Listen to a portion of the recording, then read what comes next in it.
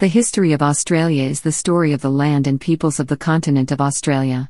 Aboriginal Australians first arrived on the Australian mainland by sea from Maritime Southeast Asia between 40,000 and 70,000 years ago, and penetrated to all parts of the continent, from the rainforests in the north, the deserts of the centre, and the sub-Antarctic islands of Tasmania and Bass Strait. The artistic, musical and spiritual traditions they established are among the longest surviving such traditions in human history. The first Torres Strait Islanders, ethnically and culturally distinct from Aboriginal Australians, arrived from what is now Papua New Guinea around 2,500 years ago, and settled in the islands of the Torres Strait and the Cape York Peninsula, forming the northern tip of the Australian landmass. The first known landing in Australia by Europeans was in 1606 by Dutch navigator Willem Janszoon. Later that year, Spanish explorer Luis Vaz de Torres sailed through, and navigated, what is now called Torres Strait and associated islands. 29 other Dutch navigators explored the western and southern coasts in the 17th century and named the continent New Holland. Macassan Trepangers visited Australia's northern coasts after 1720, possibly earlier. Other European explorers followed until, in 1770, Lieutenant James Cook charted the east coast of Australia for Great Britain. He returned to London with accounts favouring colonisation at Botany Bay. The first fleet of British ships arrived at Botany Bay in January 1788 to establish a penal colony, the first colony on the Australian mainland. In the century that followed, the British established other colonies on the continent, and European explorers ventured into its interior. Indigenous Australians were greatly weakened and their numbers diminished by introduced diseases and conflict with the colonists during this period. Gold rushes and agricultural industries brought prosperity. Autonomous parliamentary democracies began to be established throughout the 6 British colonies from the mid-19th century. The colonies voted by referendum to unite in a federation in 1901, and modern Australia came into being. Australia fought on the side of Britain in the 2 World Wars and became a long-standing ally of the United States when threatened by Imperial Japan during World War II. Trade with Asia increased and a post-war immigration program received more than 6.5 million migrants from every continent. Supported by immigration of people from more than 200 countries since the end of World War II, the population increased to more than 23 million by 2014, and sustains the world's 12th largest national economy. Aboriginal Australia. Early Indigenous Prehistory. Indigenous Australians are believed to have arrived in Australia 40,000 to 50,000 years ago, and possibly as early as 65,000 years ago. They developed a hunter-gatherer lifestyle, established enduring spiritual and artistic traditions and used stone technologies. At the time of first European contact, it has been estimated the existing population was at least 350,000, while recent archaeological finds suggest that a population of 750,000 could have been sustained. There is considerable archaeological discussion as to the route taken by the first colonizers. People appear to have arrived by sea during a period of glaciation, when New Guinea and Tasmania were joined to the continent. However, the journey still required sea travel, making them among the world's earlier mariners. Scott Kane wrote in 2013 that the first wave may have been prompted by the eruption of Lake Toba. If they arrived around 70,000 years ago, they could have crossed the water from Timor, when the sea level was low, but if they came later, around 50,000 years ago, a more likely route would have been through the Moluccas to New Guinea. Given that the likely landfall regions have been under around 50 meters of water for the last 15,000 years, it is unlikely that the timing will ever be established with certainty. The earliest known human remains were found at Lake Mungo, a dry lake in the southwest of New South Wales. Remains found at Mungo suggest one of the world's oldest known cremations, thus indicating early evidence for religious ritual among humans. According to Australian Aboriginal mythology and the animist framework developed in Aboriginal Australia, the dreaming is a sacred era in which ancestral totemic spirit beings form the creation. The dreaming established the laws and structures of society and the ceremonies performed to ensure continuity of life and land. It remains a prominent feature of Australian Aboriginal art. Aboriginal art is believed to be the oldest continuing tradition of art in the world. Evidence of Aboriginal art can be traced back at least 30,000 years and is found throughout Australia.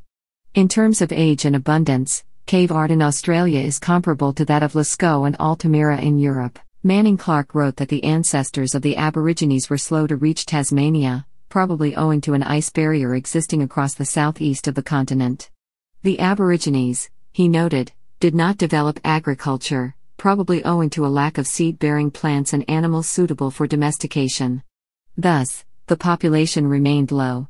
Clark considered that the three potential pre-European colonizing powers and traders of East Asia, the Hindu Buddhists of southern India, the Muslims of northern India and the Chinese, each petered out in their southward advance and did not attempt a settlement across the strait separating Indonesia from Australia. But Trepang fishermen did reach the north coast, which they called Maraj or Land of the Trepang. For centuries, Makassar trade flourished with Aborigines on Australia's north coast, particularly with the Yulingu people of northeast Arnhem Land. The greatest population density for Aborigines developed in the southern and eastern regions, the River Murray Valley in particular. The arrival of Australia's first people affected the continent significantly, and, along with climate change, may have contributed to the extinction of Australia's megafauna. The practice of firestick farming amongst northern Aborigines to increase the abundance of plants that attracted animals, transformed dry rainforest into savanna. The introduction of the dingo by Aboriginal people around 3,000 to 4,000 years ago may, along with human hunting, have contributed to the extinction of the thylacine, Tasmanian devil, and Tasmanian native hen from mainland Australia. One genetic study in 2012 by Irina Pugach and colleagues at the Max Planck Institute for Evolutionary Anthropology has suggested that about 4,000 years before the first fleet landed, some Indian explorers settled in Australia and assimilated into the local population in roughly 2217 BC. There is a pattern of SNPs that is not found in people from the Philippines or New Guinea, but that is present in Indians, particularly from the southern part of the Indian subcontinent. Pugach and colleagues not being able to find the relevant SNP pattern in Southeast Asia is an indication that the people who brought it traveled directly across the Indian Ocean rather than coasting along modern-day Indonesia. Despite considerable cultural continuity, life was not without significant changes. Some 10 to 12,000 years ago, Tasmania became isolated from the mainland, and some stone technologies failed to reach the Tasmanian people. The land was not always kind. Aboriginal people of southeastern Australia endured more than a dozen volcanic eruptions. Mount Gambier, a mere 1,400 years ago. In southeastern Australia, near present-day Lake Condah, semi-permanent villages of beehive-shaped shelters of stone developed, near bountiful food supplies. The early wave of European observers like William Dampier described the hunter-gatherer lifestyle of the Aborigines of the West Coast as arduous and miserable. Lieutenant James Cook, on the other hand, speculated in his journal that the natives of New Holland might in fact be far happier than Europeans.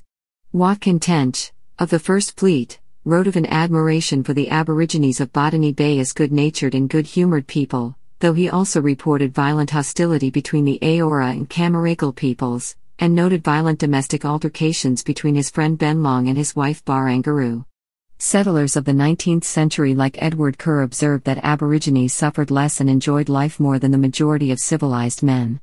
Historian Geoffrey Blaney wrote that the material standard of living for Aborigines was generally high, higher than that of many Europeans living at the time of the Dutch discovery of Australia.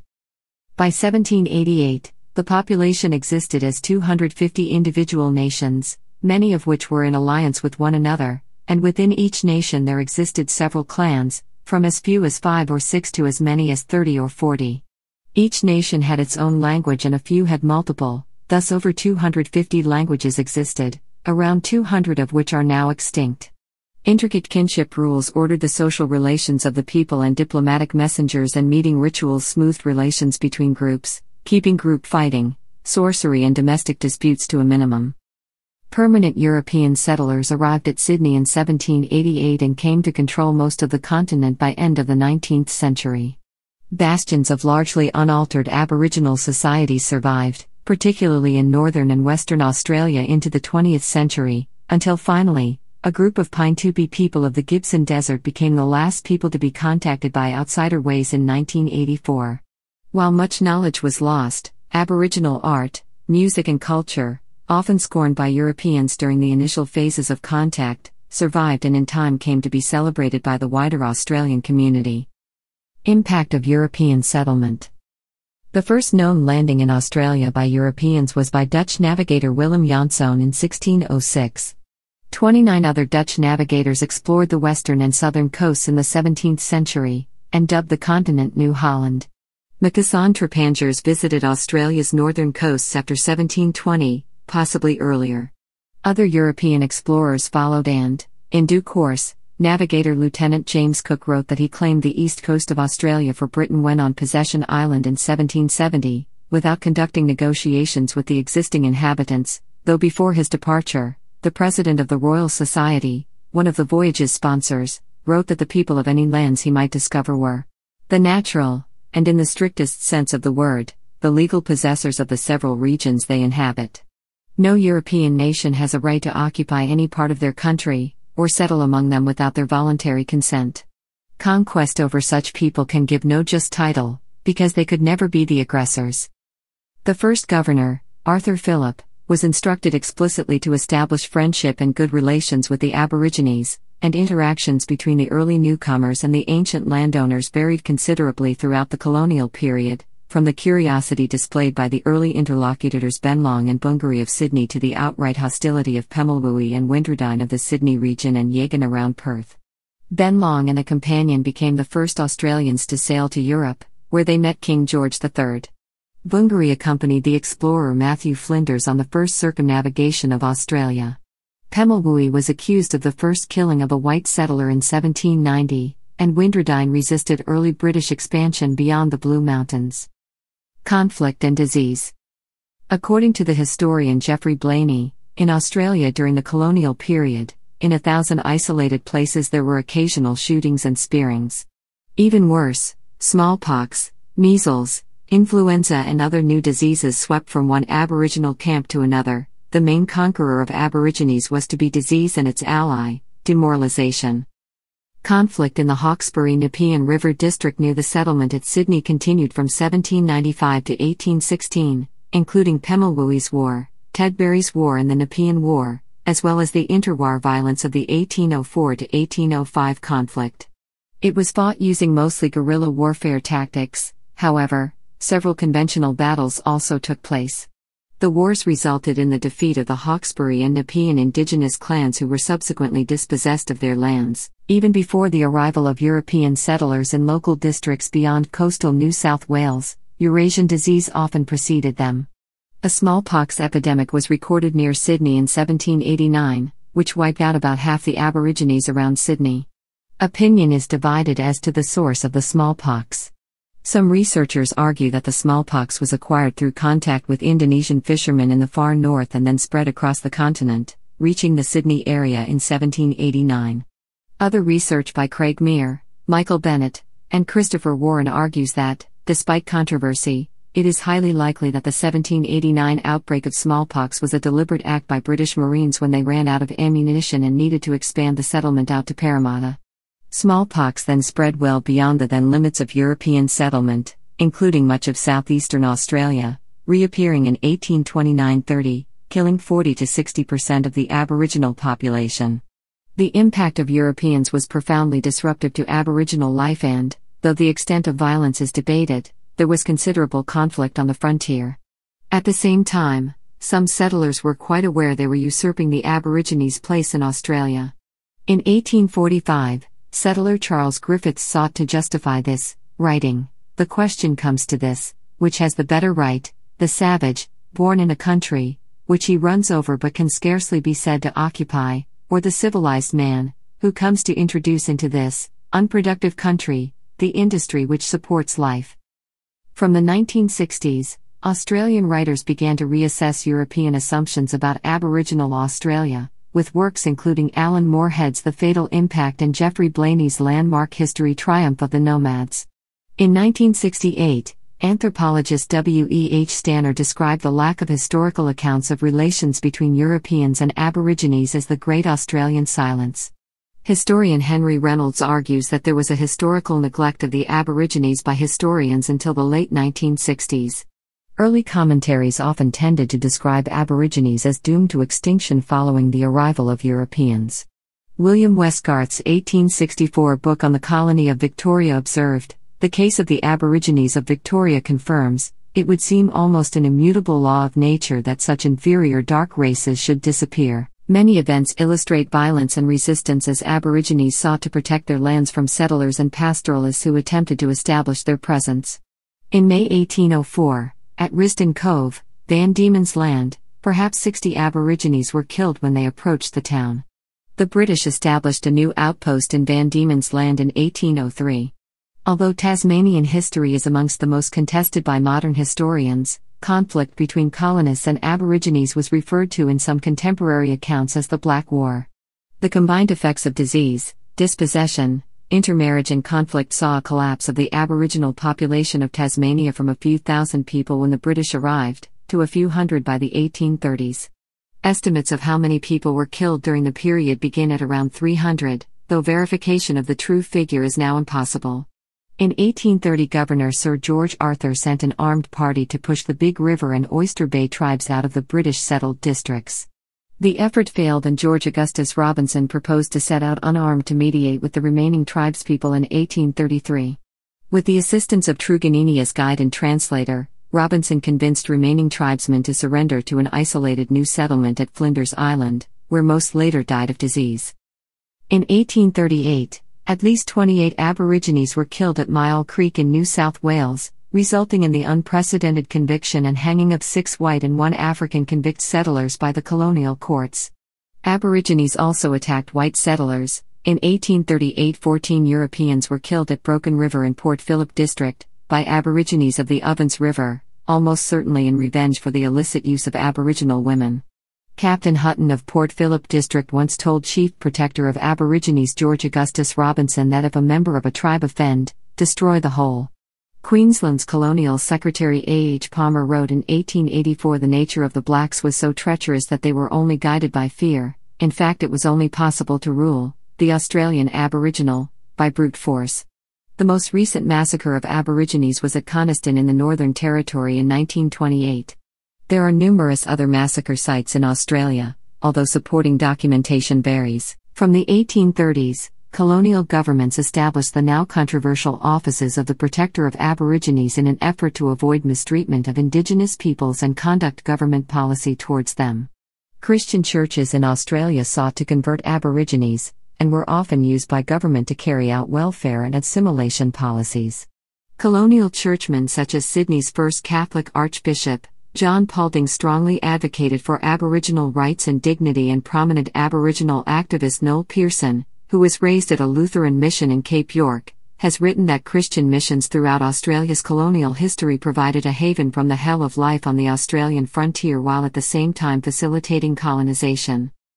The Caledon Bay Crisis of 1932-34 was one of the last incidents of violent interaction on the frontier of Indigenous and non-Indigenous Australia, which began when the spearing of Japanese poachers who had been molesting Yolngu women was followed by the killing of a policeman.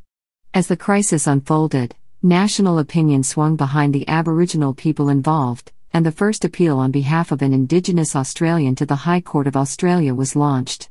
Following the crisis, the anthropologist Donald Thompson was dispatched by the government to live among the Yolngu.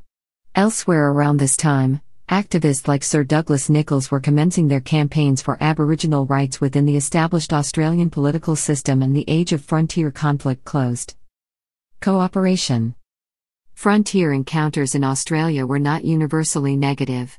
Positive accounts of Aboriginal customs and encounters are also recorded in the journals of early European explorers, who often relied on Aboriginal guides and assistants. Charles Sturt employed Aboriginal envoys to explore the Murray-Darling. The lone survivor of the Burke and Wills expedition was nursed by local Aborigines, and the famous Aboriginal explorer Jackie Loyley accompanied his ill-fated friend Edmund Kennedy to Cape York. Respectful studies were conducted by such as Walter Baldwin Spencer and Frank Gillen in their renowned anthropological study The Native Tribes of Central Australia, and by Donald Thompson of Arnhem Land. In inland Australia, the skills of Aboriginal stockmen became highly regarded, and in the 20th century, Aboriginal stockmen like Vincent Lingiari became national figures in their campaigns for better pay and improved working conditions. Removal of children.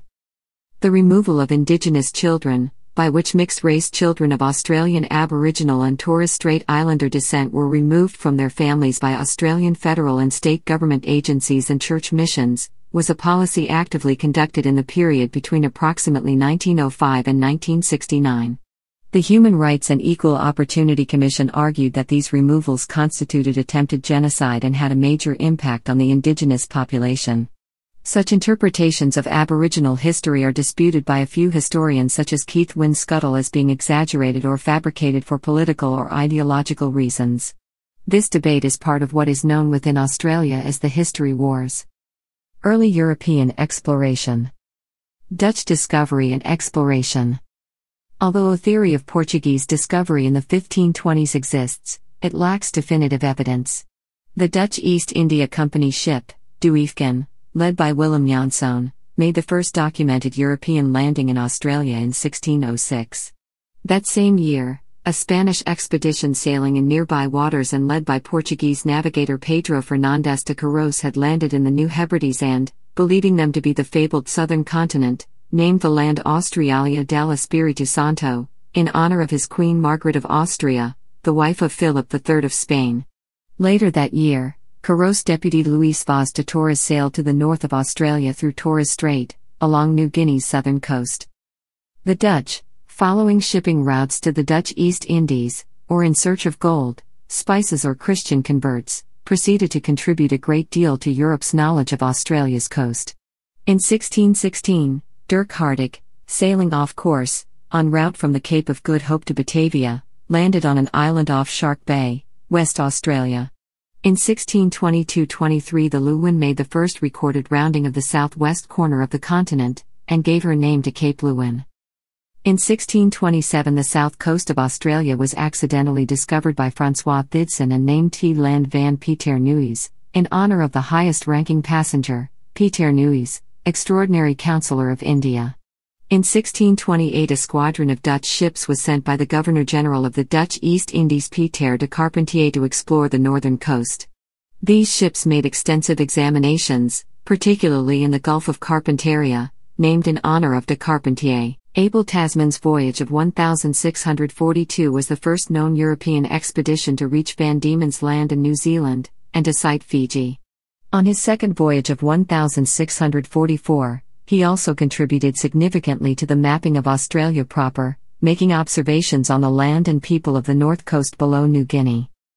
A map of the world inlaid into the floor of the Burgerzaal of the New Amsterdam State Huis in 1655 revealed the extent of Dutch charts of much of Australia's coast. Based on the 1648 map by Joan Blaeu, Nova et Accuratissima Terrarum Orbis Tabula, it incorporated Tasman's discoveries, subsequently reproduced in the map, Archipelagus Orientalis Sive Asiaticus published in the Kurfürsten Atlas. In 1664 the French geographer, Melchizedek Thévenot, published a map of New Holland in relations to divers voyages Curieux. Thévenot divided the continent in two, between Nova Hollandia to the west and Terre Australe to the east. Emmanuel Bowen reproduced Thévenot's map in his Complete System of Geography, retitling it A Complete Map of the Southern Continent and adding 3 inscriptions promoting the benefits of exploring and colonizing the country. One inscription said, "It is impossible to conceive a country that promises fairer from its situation than this of Terra Australis, no longer incognita, as this map demonstrates, but the southern continent discovered. It lies precisely in the richest climates of the world.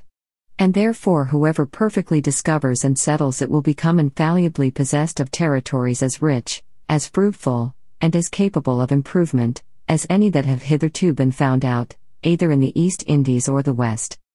Bowen's map was republished in John Campbell's editions of John Harris' Navigantium Atque Itinerantium Bibliotheca, or Voyages and Travels.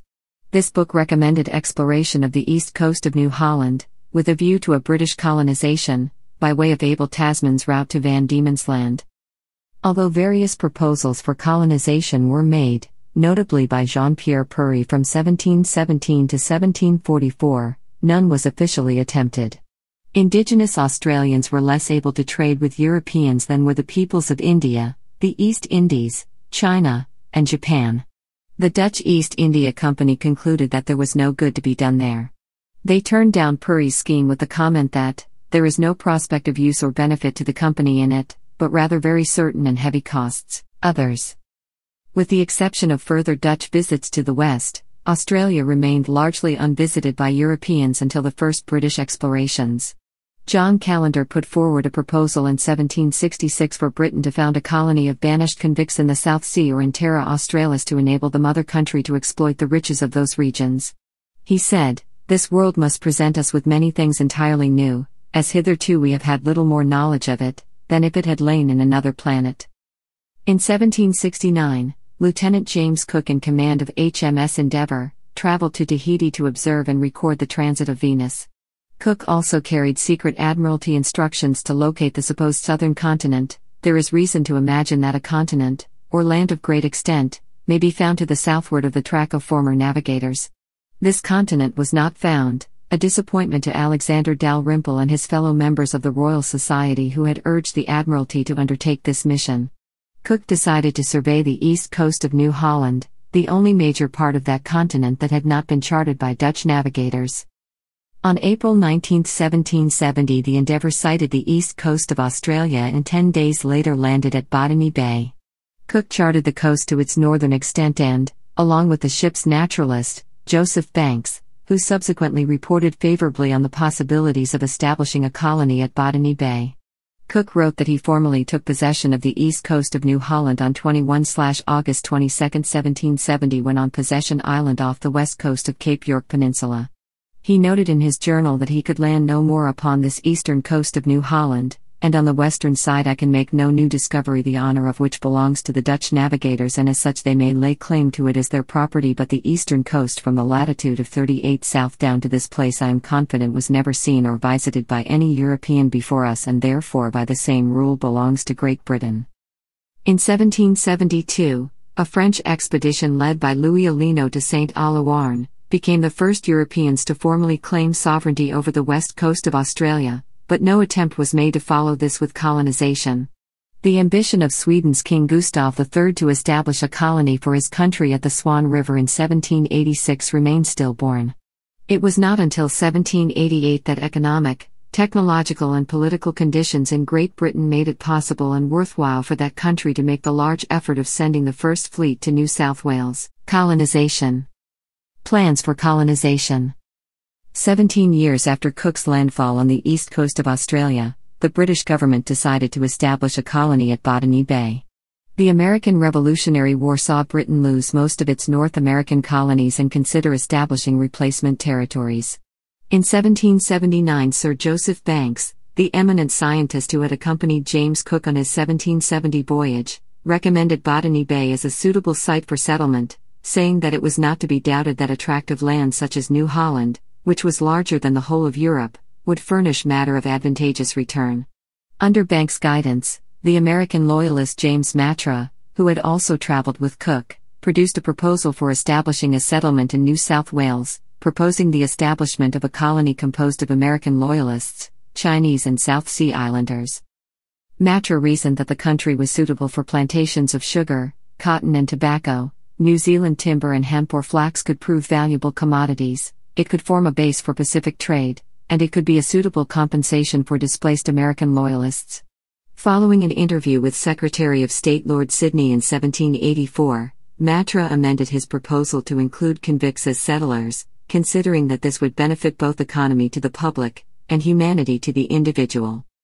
Matra's plan provided the original blueprint for settlement. Records show the government was considering it in 1784.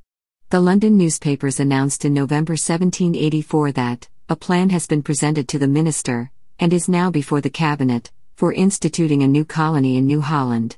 In this vast tract of land, every sort of produce and improvement of which the various soils of the earth are capable, may be expected. The government also incorporated the settlement of Norfolk Island into their plan, with its attractions of timber and flax, proposed by Banks' Royal Society colleagues, Sir John Call and Sir George Young. At the same time, humanitarians and reformers were campaigning in Britain against the appalling conditions in British prisons and hulks.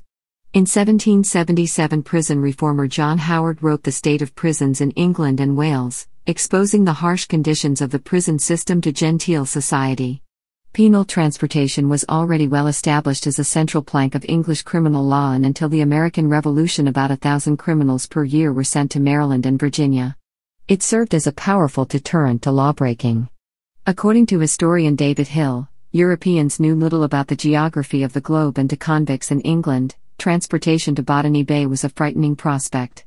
Echoing John Callender, he said Australia might as well have been another planet. In 1933, Sir Ernest Scott stated the traditional view of the reasons for colonization. It is clear that the only consideration which weighed seriously with the Pitt government was the immediately pressing and practical one of finding a suitable place for a convict settlement.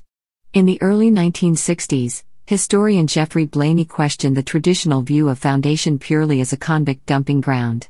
His book The Tyranny of Distance suggested ensuring supplies of flax and timber after the loss of the American colonies may have also been motivations, and Norfolk Island was the key to the British decision. A number of historians responded, and debate brought to light a large amount of additional source material on the reasons for settlement.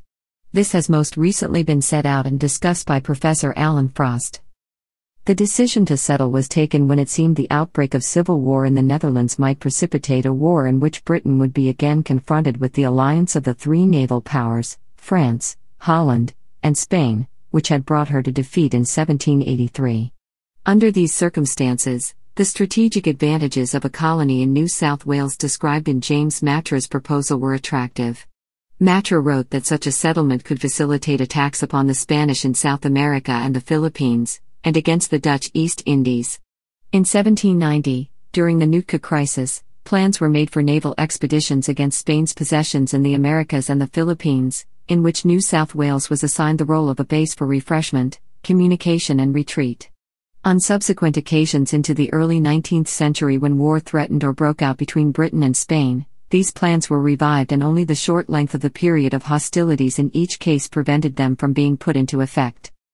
Georg Forster, who had sailed under Lieutenant James Cook in the voyage of the Resolution, wrote in 1786 on the future prospects of the British colony, New Holland, an island of enormous extent, or it might be said, a third continent, is the future homeland of a new civilized society which, however mean its beginning may seem to be, nevertheless promises within a short time to become very important. And the merchant adventurer and would-be colonizer of southwestern Australia under the Swedish flag, William Bolts, said to the Swedish ambassador in Paris, Eric von Stahl, in December 1789, that the British had founded at Botany Bay, a settlement which in time will become of the greatest importance to the commerce of the globe. Establishment of British colonies. The territory claimed by Britain included all of Australia eastward of the meridian of 135 degrees east and all the islands in the Pacific Ocean between the latitudes of Cape York and the southern tip of Van Diemen's Land. The western limit of 135 degrees east was set at the meridian dividing New Holland from Terra Australis, shown on Emmanuel Bowen's complete map of the southern continent, published in John Campbell's editions of John Harris' Navigantium Aquae Itinerantium Bibliotheca, or Voyages and Travels. It was a vast claim which elicited excitement at the time. The Dutch translator of First Fleet Officer and author Watkin Tench's A Narrative of the Expedition to Botany Bay wrote, "A single province which, beyond all doubt, is the largest on the whole surface of the earth." From their definition, it covers, in its greatest extent from east to west, virtually a fourth of the whole circumference of the globe. Spanish naval commander Alessandro Malaspina, who visited Sydney in March to April 1793, reported to his government that the transportation of the convicts constituted the means and not the object of the enterprise. The extension of dominion, mercantile speculations and the discovery of mines were the real object. Frenchman François Péron, of the Baudin expedition, visited Sydney in 1802 and reported to the French government, "How can it be conceived that such a monstrous invasion was accomplished, with no complaint in Europe to protest against it? How can it be conceived that Spain, who had previously raised so many objections opposing the occupation of the Malouines, meekly allowed a formidable empire to arise to facing her richest possessions, an empire which must either invade or liberate them?" The colony included the current islands of New Zealand. In 1817, the British government withdrew the extensive territorial claim over the South Pacific. In practice, the governor's writ had been shown not to run in the islands of the South Pacific. The Church Missionary Society had concerns over atrocities committed against the natives of the South Sea Islands, and the ineffectiveness of the New South Wales government to deal with the lawlessness. As a result, on June 27, 1817, Parliament passed an act for the more effectual punishment of murders and manslaughters committed in places not within His Majesty's dominions, which described Tahiti, New Zealand and other islands of the South Pacific as being not within His Majesty's dominions. 1788, New South Wales. The British colony of New South Wales was established with the arrival of the first fleet of 11 vessels under the command of Captain Arthur Phillip in January 1788. It consisted of over 1,000 settlers, including 778 convicts. A few days after arrival at Botany Bay, the fleet moved to the more suitable Port Jackson, where a settlement was established at Sydney Cove on January 26, 1788. This date later became Australia's National Day, Australia Day. The colony was formally proclaimed by Governor Phillip on February 7, 1788 at Sydney.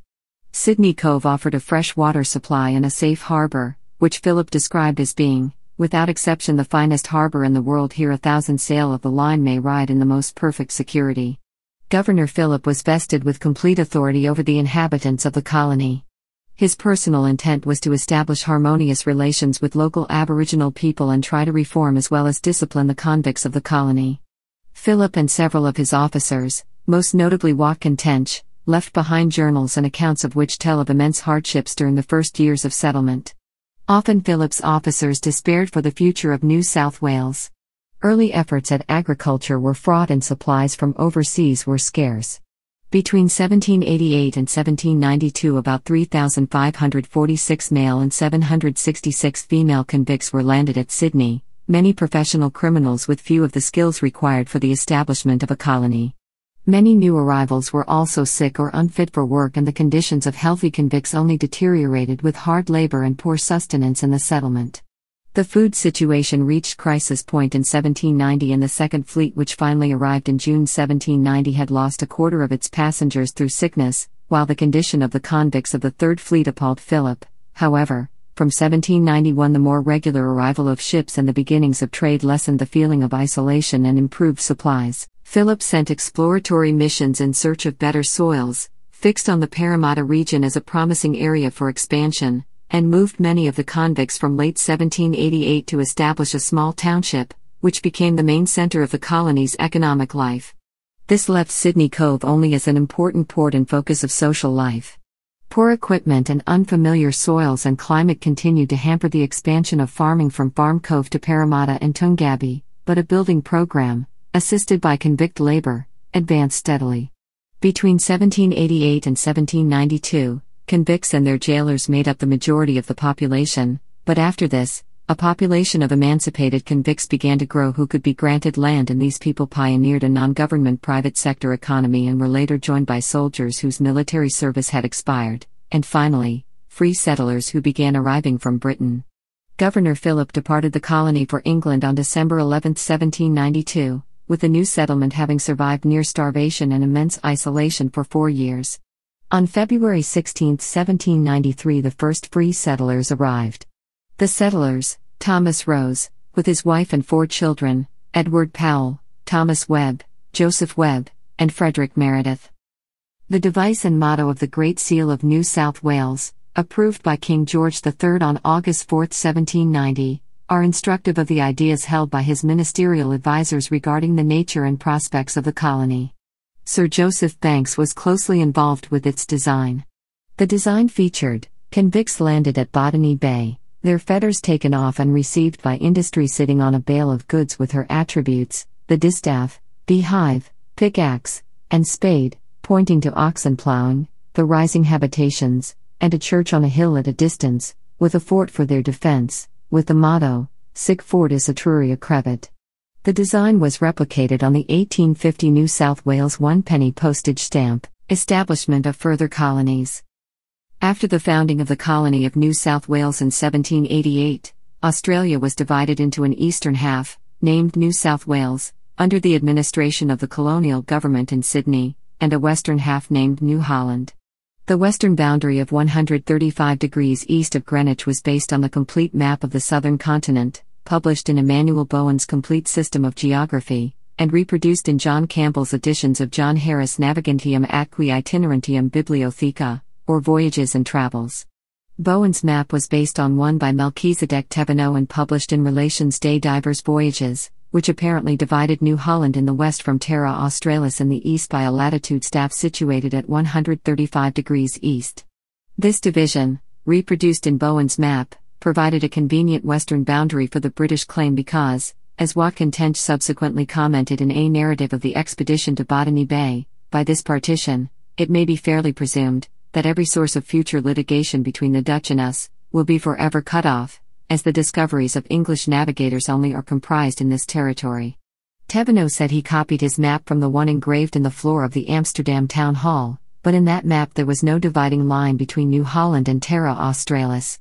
Thevenot's map was actually copied from Joan Bleyu's map, Archipelagus Orientalis Sive Asiaticus, published in 1659 in the Kurfürsten Atlas. This map was a part of Bleyu's world map of 1648, Nova et Accuratissima Terrarum Orbis Tabula, which first showed the land revealed by Abel Tasman's 1642 voyage as Hollandia Nova and which served as the basis for the Amsterdam Town Hall pavement map.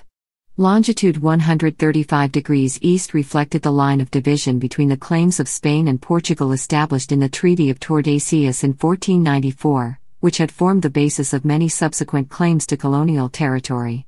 An historical narrative of the discovery of New Holland and New South Wales, published in November 1786, contained a general chart of New Holland, including New South Wales and Botany Bay, with the adjacent countries, and new discovered islands, which showed all the territory claimed under the jurisdiction of the Governor of New South Wales.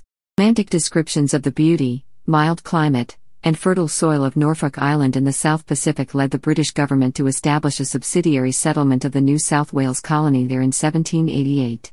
It was hoped that the giant Norfolk Island pine trees and flax plants growing wild on the island might provide the basis for a local industry which, particularly in the case of flax, would provide an alternative source of supply to Russia for an article which was essential for making cordage and sails for the ships of the British Navy. However, the island had no safe harbor, which led the colony to be abandoned and the settlers evacuated to Tasmania in 1807. The island was subsequently resettled as a penal settlement in 1824. In 1798, George Bass and Matthew Flinders circumnavigated Van Diemen's Land, proving that it was an island. In 1802, Flinders successfully circumnavigated Australia for the first time. Van Diemen's Land, now known as Tasmania, was settled in 1803, following a failed attempt to settle at Sullivan Bay in what is now Victoria. Other British settlements followed, at various points around the continent, many of them unsuccessful. The East India Trade Committee recommended in 1823 that a settlement be established on the coast of northern Australia to forestall the Dutch, and Captain J.J.G. Bremer, R.N., was commissioned to form a settlement between Bathurst Island and the Coburg Peninsula. Bremer fixed the site of his settlement at Fort Dundas on Melville Island in 1824 and, because this was well to the west of the boundary proclaimed in 1788, proclaimed British sovereignty over all the territory as far west as longitude 129 degrees east. The new boundary included Melville and Bathurst Islands, and the adjacent mainland. In 1826, the British claim was extended to the whole Australian continent when Major Edmund Lockyer established a settlement on King George Sound, but the eastern border of Western Australia remained unchanged at longitude 129 degrees east. In 1824, a penal colony was established near the mouth of the Brisbane River. In 1829, the Swan River Colony and its capital of Perth were founded on the west coast proper and also assumed control of King George Sound. Initially a free colony, Western Australia later accepted British convicts. Because of an acute labour shortage, the colony of South Australia was settled in 1836, with its western and eastern boundaries set at 132 degrees and 141 degrees east of Greenwich, and to the north at latitude 26 degrees south. The western and eastern boundary points were chosen as they marked the extent of coastline first surveyed by Matthew Flinders in 1802.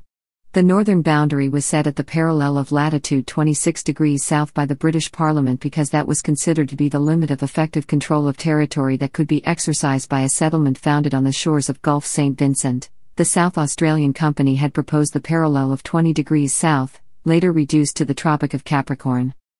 Convicts and Colonial Society. Between 1788 and 1868, approximately 161,700 convicts were transported to the Australian colonies of New South Wales, Van Diemen's Land and Western Australia. Historian Lloyd Robson has estimated that perhaps two-thirds were thieves from working-class towns, particularly from the Midlands and north of England. The majority were repeat offenders. Whether transportation managed to achieve its goal of reforming or not, some convicts were able to leave the prison system in Australia. After 1801 they could gain tickets of leave for good behaviour and be assigned to work for free men for wages. A few went on to have successful lives as emancipists, having been pardoned at the end of their sentence. Female convicts had fewer opportunities. Some convicts, particularly Irish convicts, had been transported to Australia for political crimes or social rebellion, so authorities were consequently suspicious of the Irish and restricted the practice of Catholicism in Australia. The Irish-led Castle Hill Rebellion of 1804 served to increase suspicions and repression. Church of England clergy meanwhile worked closely with the governors, and Richard Johnson, chaplain to the First Fleet, was charged by Governor Arthur Phillip with improving public morality in the colony and was also heavily involved in health and education. The Reverend Samuel Marsden had magisterial duties, and so was equated with the authorities by the convicts, becoming known as the flogging parson for the severity of his punishments. The New South Wales Corps was formed in England in 1789 as a permanent regiment of the British Army to relieve the Marines who had accompanied the First Fleet. Officers of the Corps soon became involved in the corrupt and lucrative rum trade in the colony. In the Rum Rebellion of 1808, the Corps, working closely with the newly established wool trader John MacArthur, staged the only successful armed takeover of government in Australian history, deposing Governor William Bligh and instigating a brief period of military rule in the colony prior to the arrival from Britain of Governor Lachlan Macquarie in 1810. Macquarie served as the last autocratic governor of New South Wales, from 1810 to 1821, and had a leading role in the social and economic development of New South Wales, which saw it transition from a penal colony to a budding free society. He established public works, a bank, churches, and charitable institutions, and sought good relations with the Aborigines. In 1813 he sent Blaxland, Wentworth and Lawson across the Blue Mountains, where they found the Great Plains of the interior. However, central to Macquarie's policy was his treatment of the emancipists, whom he decreed should be treated as social equals to free settlers in the colony. Against opposition, he appointed emancipists to key government positions, including Francis Greenway as colonial architect and William Redfern as a magistrate. London judged his public works to be too expensive, and society was scandalized by his treatment of emancipists.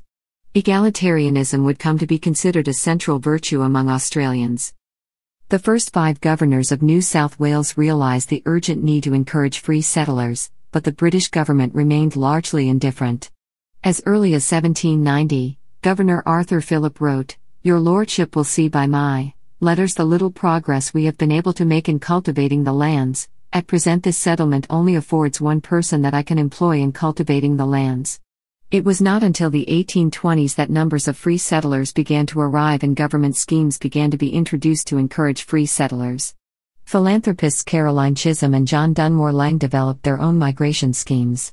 Land grants of Crown land were made by governors, and settlement schemes such as those of Edward Gibbon Wakefield carried some weight in encouraging migrants to make the long voyage to Australia, as opposed to the United States or Canada. Early colonial administrations were anxious to address the gender imbalance in the population brought about by the importation of large numbers of convict men.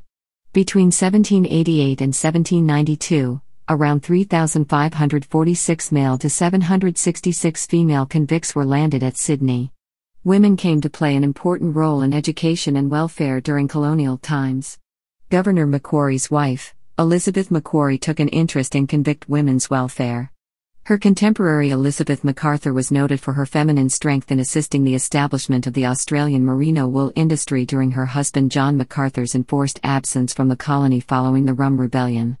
The Catholic Sisters of Charity arrived in 1838 and set about pastoral care in a women's prison, visiting hospitals and schools and establishing employment for convict women.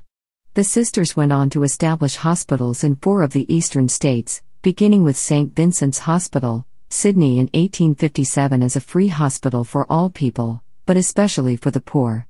Caroline Chisholm established a migrant women's shelter and worked for women's welfare in the colonies in the 1840s. Her humanitarian efforts later won her fame in England and great influence in achieving support for families in the colony. Sydney's first Catholic bishop, John B. Paulding founded an Australian order of nuns, the Sisters of the Good Samaritan, in 1857 to work in education and social work.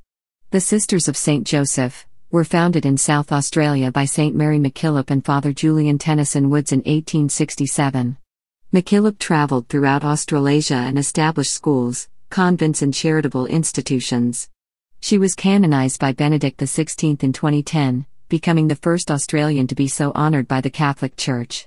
From the 1820s, increasing numbers of squatters occupied land beyond the fringes of European settlement.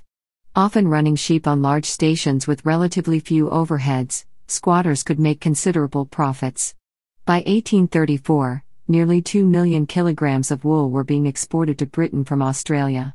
By 1850, barely 2,000 squatters had gained 30 million hectares of land, and they formed a powerful and respectable interest group in several colonies. In 1835, the British Colonial Office issued the Proclamation of Governor Burke reinforcing the notion that the land belonged to no one prior to the British Crown taking possession of it and quashing any likelihood of treaties with Aboriginal peoples, including that signed by John Batman. Its publication meant that from then, all people found occupying land without the authority of the government would be considered illegal trespassers. Separate settlements and later, colonies, were created from parts of New South Wales, South Australia in 1836, New Zealand in 1840, Port Phillip District in 1834, later becoming the colony of Victoria in 1851, and Queensland in 1859. The Northern Territory was founded in 1863 as part of South Australia. The transportation of convicts to Australia was phased out between 1840 and 1868. Massive areas of land were cleared for agriculture and various other purposes in the first 100 years of European settlement.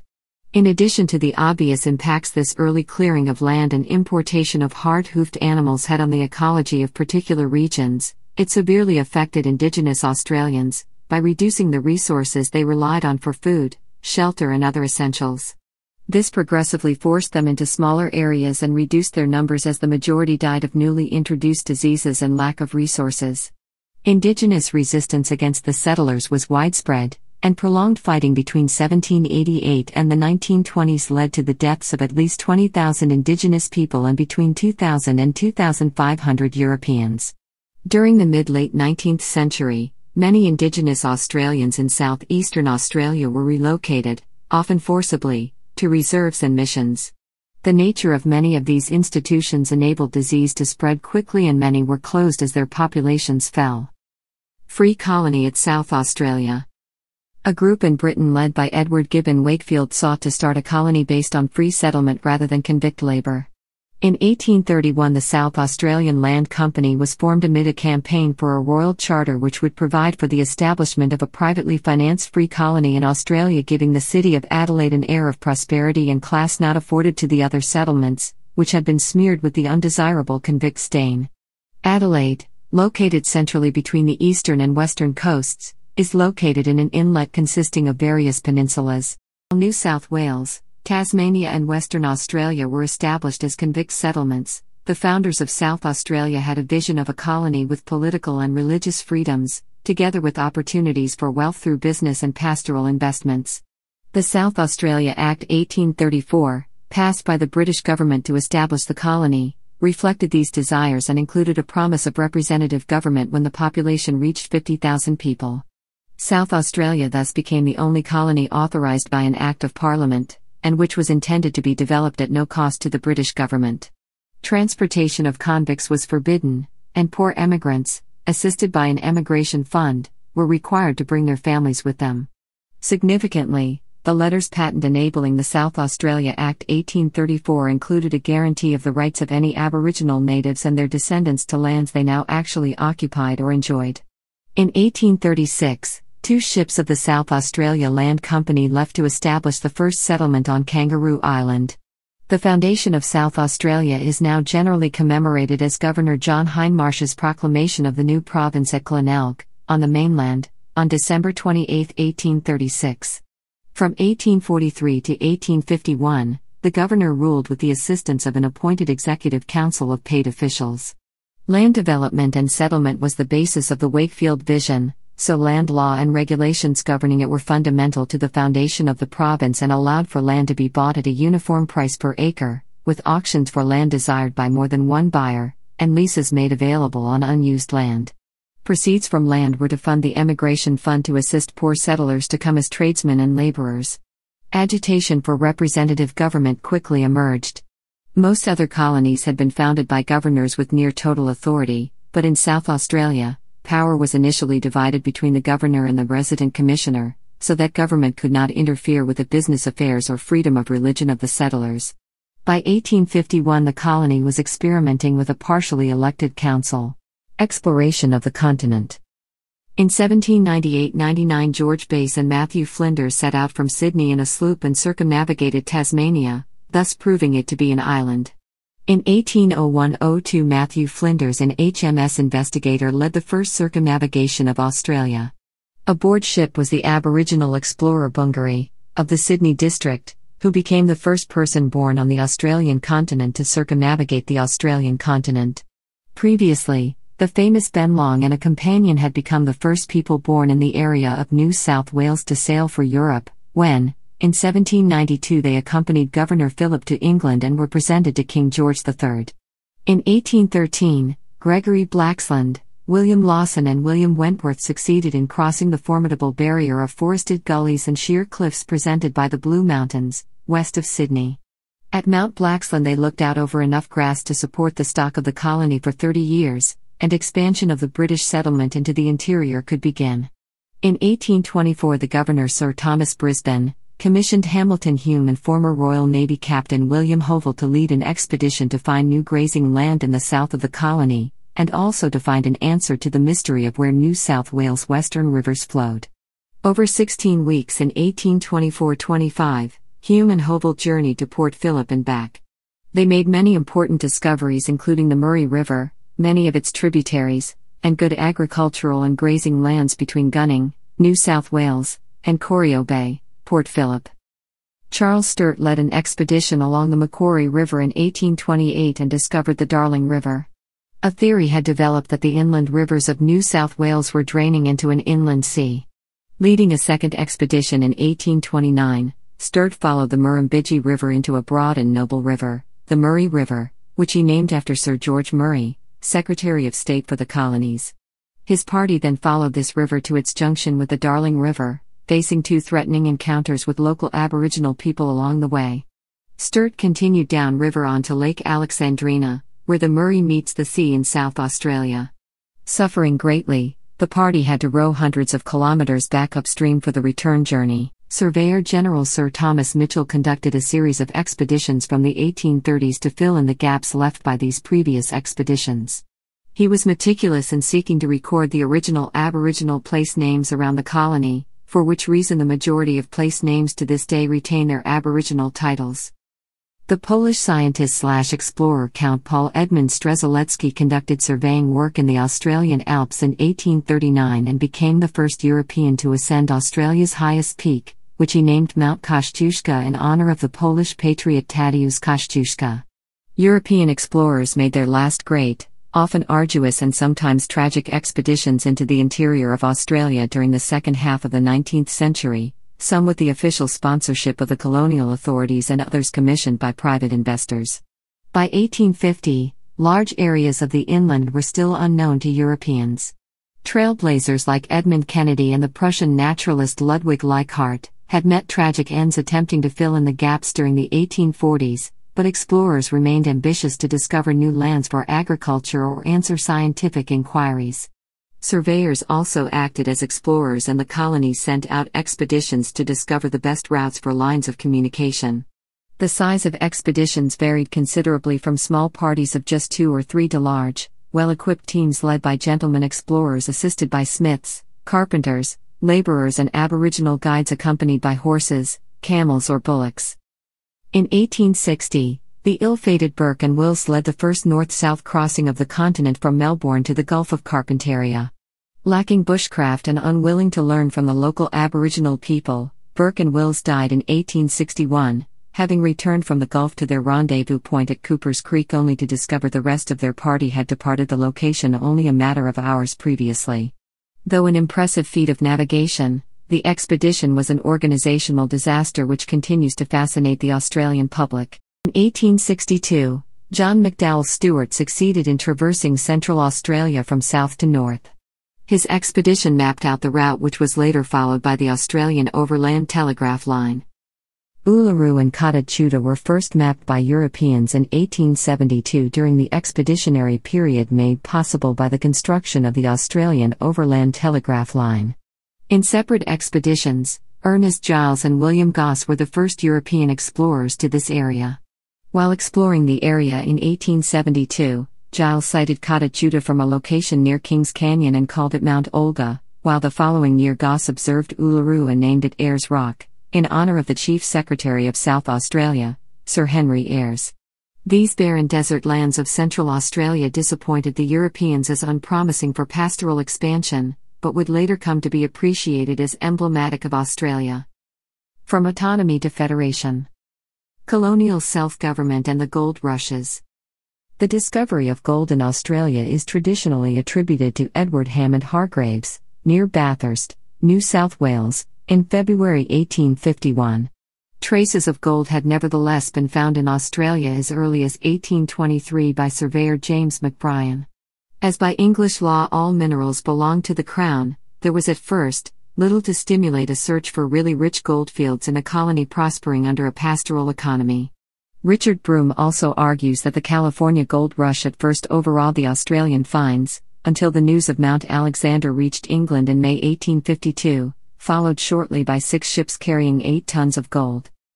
The gold rushes brought many immigrants to Australia from the British Isles, continental Europe, North America, and China. The colony of Victoria's population grew rapidly, from 76,000 in 1850 to 530,000 by 1859. Discontent arose amongst diggers almost immediately, particularly on the crowded Victorian fields. The causes of this were the colonial government's administration of the diggings and the gold license system.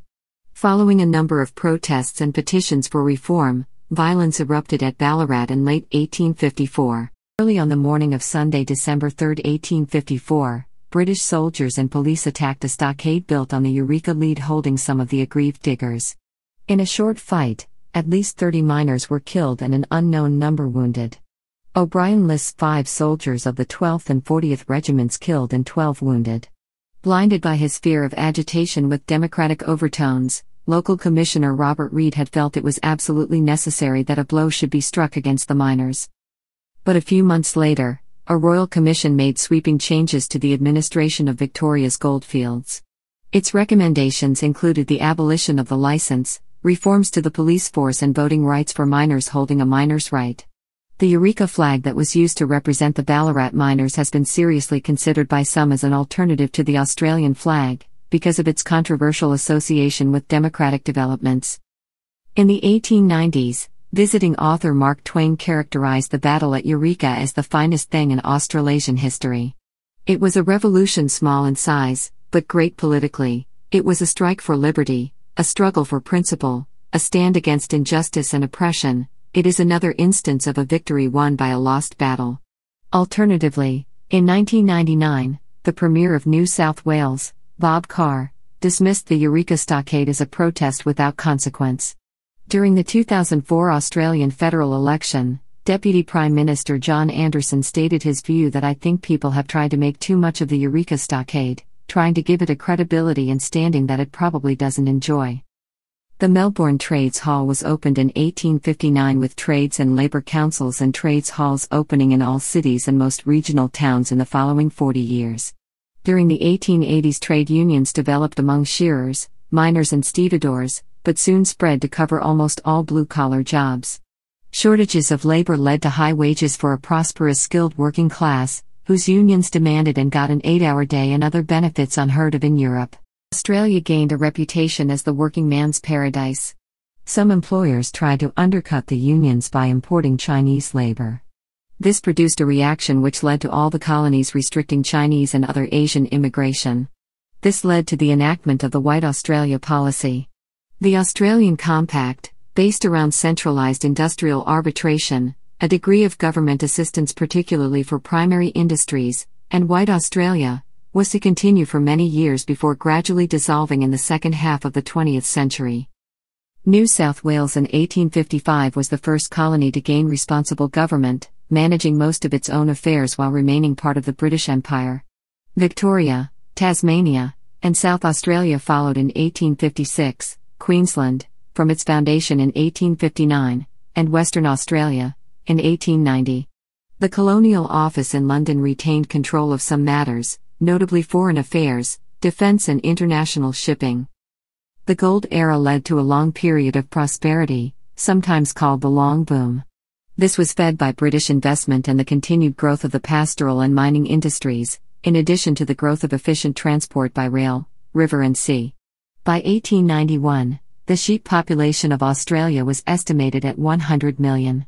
Gold production had declined since the 1850s, but in the same year was still worth £5.2 million.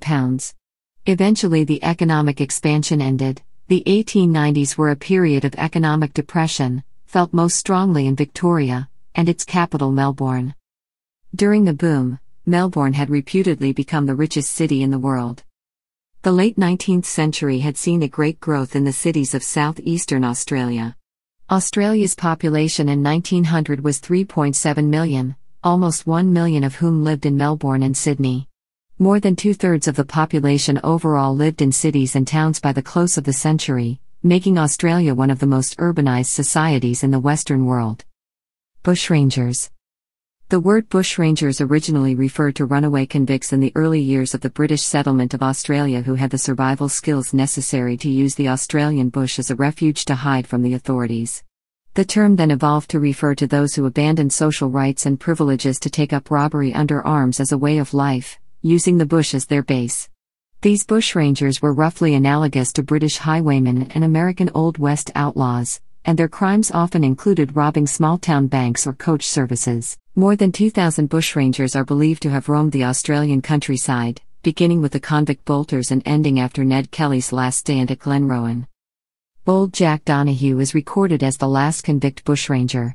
He was reported in newspapers around 1827 as being responsible for an outbreak of bushranging on the road between Sydney and Windsor. Throughout the 1820s he was regarded as the most notorious bushranger in the colony. Leading a band of escaped convicts, Donahue became central to Australian folklore as the wild colonial boy. Bushranging was common on the mainland, but Van Diemen's Land produced the most violent and serious outbreaks of convict bushrangers. Hundreds of convicts were at large in the bush, farms were abandoned and martial law was proclaimed. Indigenous outlaw Mosquito defied colonial law and led attacks on settlers. The bushrangers' heyday was the gold rush years of the 1850s and 1860s. There was much bushranging activity in the Lachlan Valley, around Forbes, Yass and Cowra in New South Wales. Frank Gardner, John Gilbert and Ben Hall led the most notorious gangs of the period. Other active bushrangers included Dan Morgan, based in the Murray River, and Captain Thunderbolt, killed outside Uralla. The increasing push of settlement, increased police efficiency, improvements in rail transport and communications technology, such as telegraphy, made it increasingly difficult for bushrangers to evade capture. Among the last bushrangers were the Kelly Gang, led by Ned Kelly, who were captured at Glenrowan in 1880, 2 years after they were outlawed. Kelly was born in Victoria to an Irish convict father, and as a young man he clashed with the Victoria Police. Following an incident at his home in 1878, police parties searched for him in the bush. After he killed 3 policemen, the colony proclaimed Kelly and his gang wanted outlaws. A final violent confrontation with police took place at Glenrowan on June 28, 1880. Kelly, dressed in homemade plate metal armor and helmet, was captured and sent to jail. He was hanged for murder at Old Melbourne Jail in November 1880. His daring and notoriety made him an iconic figure in Australian history, folklore, literature, art and film. Some bushrangers, most notably Ned Kelly in his Jerilderie letter, and in his final raid on Glenrowan, explicitly represented themselves as political rebels. Attitudes to Kelly, by far the most well-known bushranger, exemplify the ambivalent views of Australians regarding bushranging. Development of Australian democracy. Traditional Aboriginal society had been governed by councils of elders and a corporate decision-making process, but the first European-style governments established after 1788 were autocratic and run by appointed governors, although English law was transplanted into the Australian colonies by virtue of the doctrine of reception. Thus notions of the rights and processes established by the Magna Carta and the Bill of Rights 1689 were brought from Britain by the colonists. Agitation for representative government began soon after the settlement of the colonies. The oldest legislative body in Australia, the New South Wales Legislative Council, was created in 1825 as an appointed body to advise the Governor of New South Wales.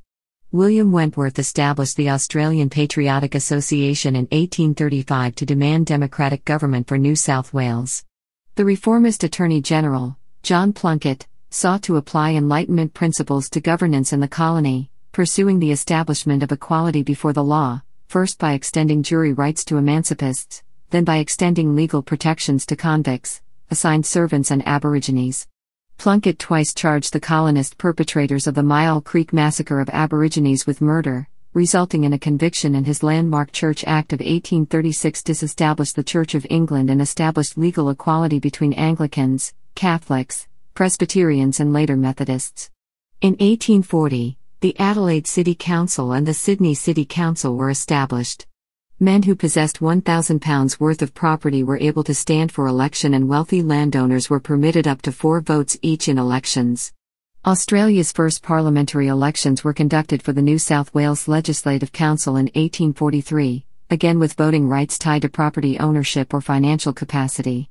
Voter rights were extended further in New South Wales in 1850, and elections for legislative councils were held in the colonies of Victoria, South Australia, and Tasmania. By the mid-19th century, there was a strong desire for representative and responsible government in the colonies of Australia, fed by the democratic spirit of the goldfields evident at the Eureka Stockade and the ideas of the Great Reform movement sweeping Europe, the United States and the British Empire. The end of convict transportation accelerated reform in the 1840s and 1850s.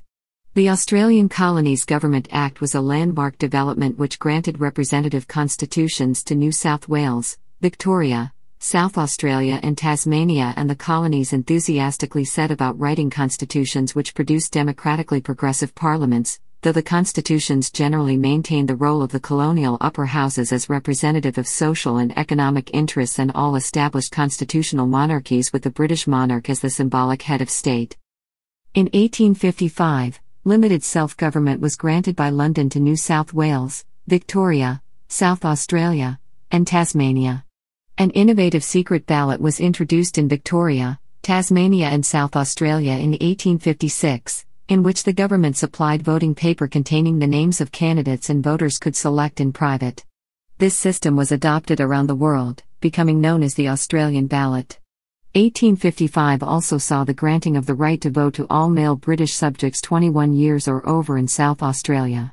This right was extended to Victoria in 1857 and New South Wales the following year. The other colonies followed until, in 1896, Tasmania became the last colony to grant universal male suffrage. Propertied women in the colony of South Australia were granted the vote in local elections in 1861.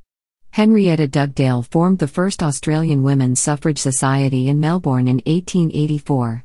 Women became eligible to vote for the Parliament of South Australia in 1895. This was the first legislation in the world permitting women also to stand for election to political office, and, in 1897, Catherine Helen Spence became the first female political candidate for political office, unsuccessfully standing for election as a delegate to the Federal Convention on Australian Federation. Western Australia granted voting rights to women in 1899. Legally, Indigenous Australian males generally gained the right to vote during this period when Victoria, New South Wales, Tasmania and South Australia gave voting rights to all male British subjects over 21. Only Queensland and Western Australia barred Aboriginal people from voting. Thus, Aboriginal men and women voted in some jurisdictions for the first Commonwealth Parliament in 1901. However, early federal parliamentary reform and judicial interpretation sought to limit Aboriginal voting in practice, a situation which endured until rights activists began campaigning in the 1940s. The various parliaments of Australia have been constantly evolving. The key foundations for elected parliamentary government have maintained an historical continuity in Australia from the 1850s into the 21st century. Growth of nationalism. By the late 1880s, a majority of people living in the Australian colonies were native-born, although over 90% were of British and Irish heritage. Historian Don Gibbs suggests that bushranger Ned Kelly represented one dimension of the emerging attitudes of the native-born population. Identifying strongly with family and mates, Kelly was opposed to what he regarded as oppression by police and powerful squatters. Almost mirroring the Australian stereotype later defined by historian Russell Ward, Kelly became a skilled bushman, adept with guns, horses and fists, and winning admiration from his peers in the district.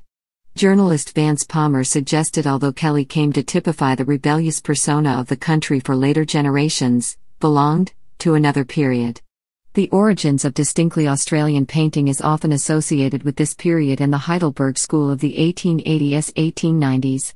Artists such as Arthur Streeton, Frederick McCubbin and Tom Roberts applied themselves to recreating in their art a truer sense of light and colour as seen in Australian landscape.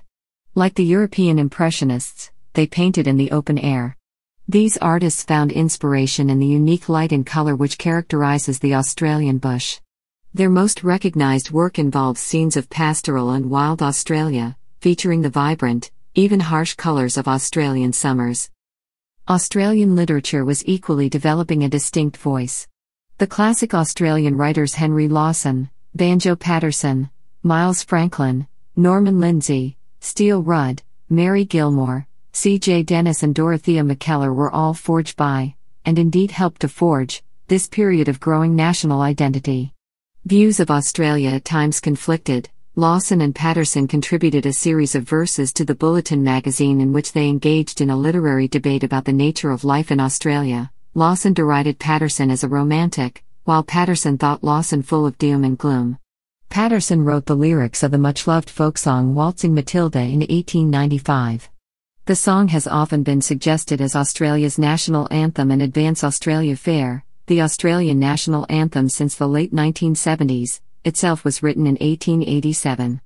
Dennis wrote of laconic heroes in the Australian vernacular, while McKellar rejected a love of England's pleasant pastures in favour of what she termed a sunburnt country in her iconic poem, My Country. A common theme throughout the nationalist art, music and writing of the late 19th century was the romantic rural or bush myth, ironically produced by one of the most urbanized societies in the world. Paterson's well-known poem Clancy of the Overflow, written in 1889, evokes the romantic myth. While bush ballads evidence distinctively Australian popular medium of music and of literature, Australian artists of a more classical mould, such as the opera singer Dame Nellie Melba, and painters John Peter Russell and Rupert Bunny, prefigured the 20th century expatriate Australians who knew little of stockyard and rails but would travel abroad to influence Western art and culture. Federation movement. Despite suspicion from some sections of the colonial community about the value of nationhood, improvements in intercolonial transport and communication, including the linking of Perth to the southeastern cities by telegraph in 1877, helped break down intercolonial rivalries. Amid calls from London for the establishment of an intercolonial Australian army, and with the various colonies independently constructing railway lines, New South Wales Premier Henry Parkes addressed a rural audience in his 1889 Tenterfield oration, stating that the time had come to form a national executive government, Australia a population of 3.5 millions, and the American people numbered only between 3 and 4 millions when they formed the great Commonwealth of the United States. The numbers were about the same, and surely what the Americans had done by war, the Australians could bring about in peace, without breaking the ties that held them to the mother country.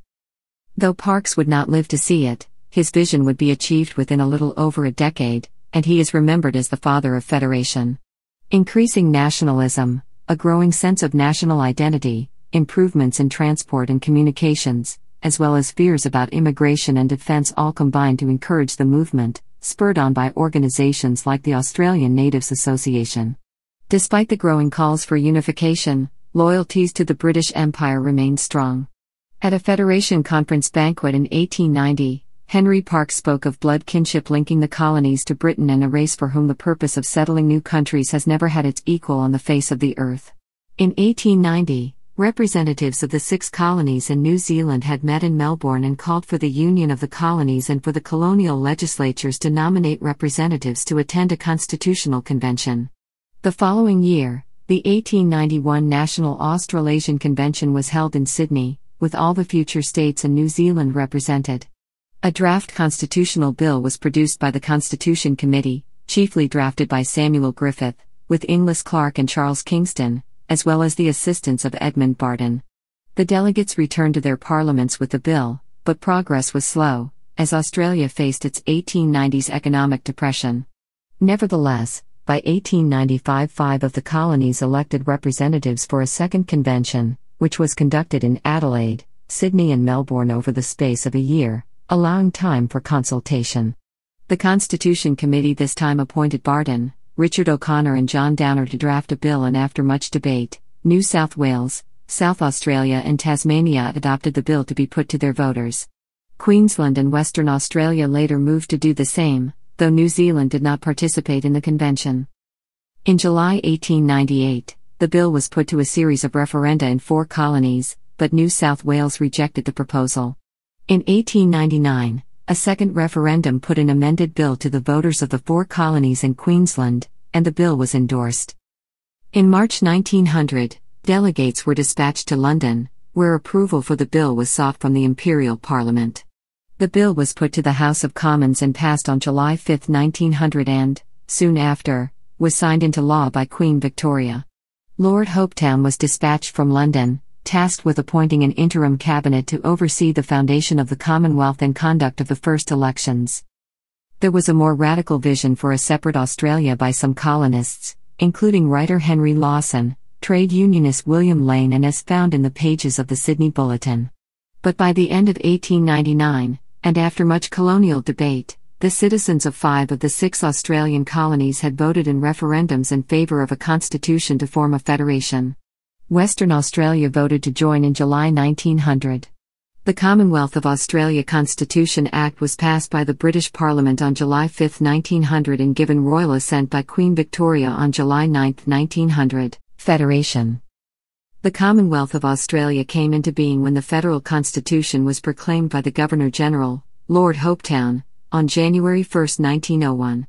From that point a system of federalism in Australia came into operation, entailing the establishment of an entirely new national government and an ongoing division of powers between that government and the states.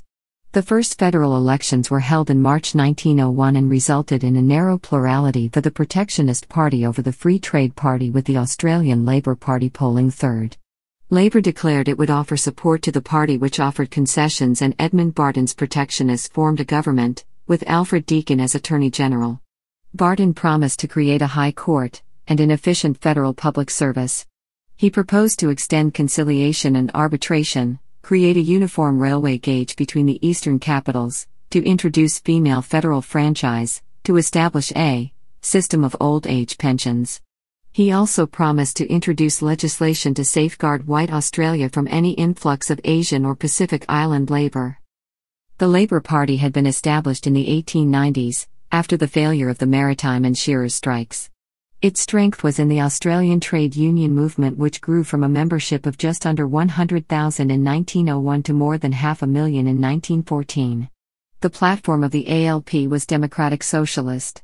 As noted by the historian Ross McMullen, in the national sphere Labour had taken the protectionists as far in the direction of progressive legislation as possible. In New South Wales, Frank McDonald dominated the agitation for the early closing of shops, which was achieved with the passage of the Factories and Shops Act of 1900, while also securing the extension of the grammar school scholarship system. In Western Australia, Forrest introduced a conciliation and arbitration bill in 1900 which brought trade unions into the state's social fabric for the first time. In addition, WA Labor scored another victory with the passage of legislation which extended workers' compensation. Under the premierships of Story and Dooley in New South Wales, various reforms were carried out, such as the establishment of the Rural Bank and the elimination of high school fees.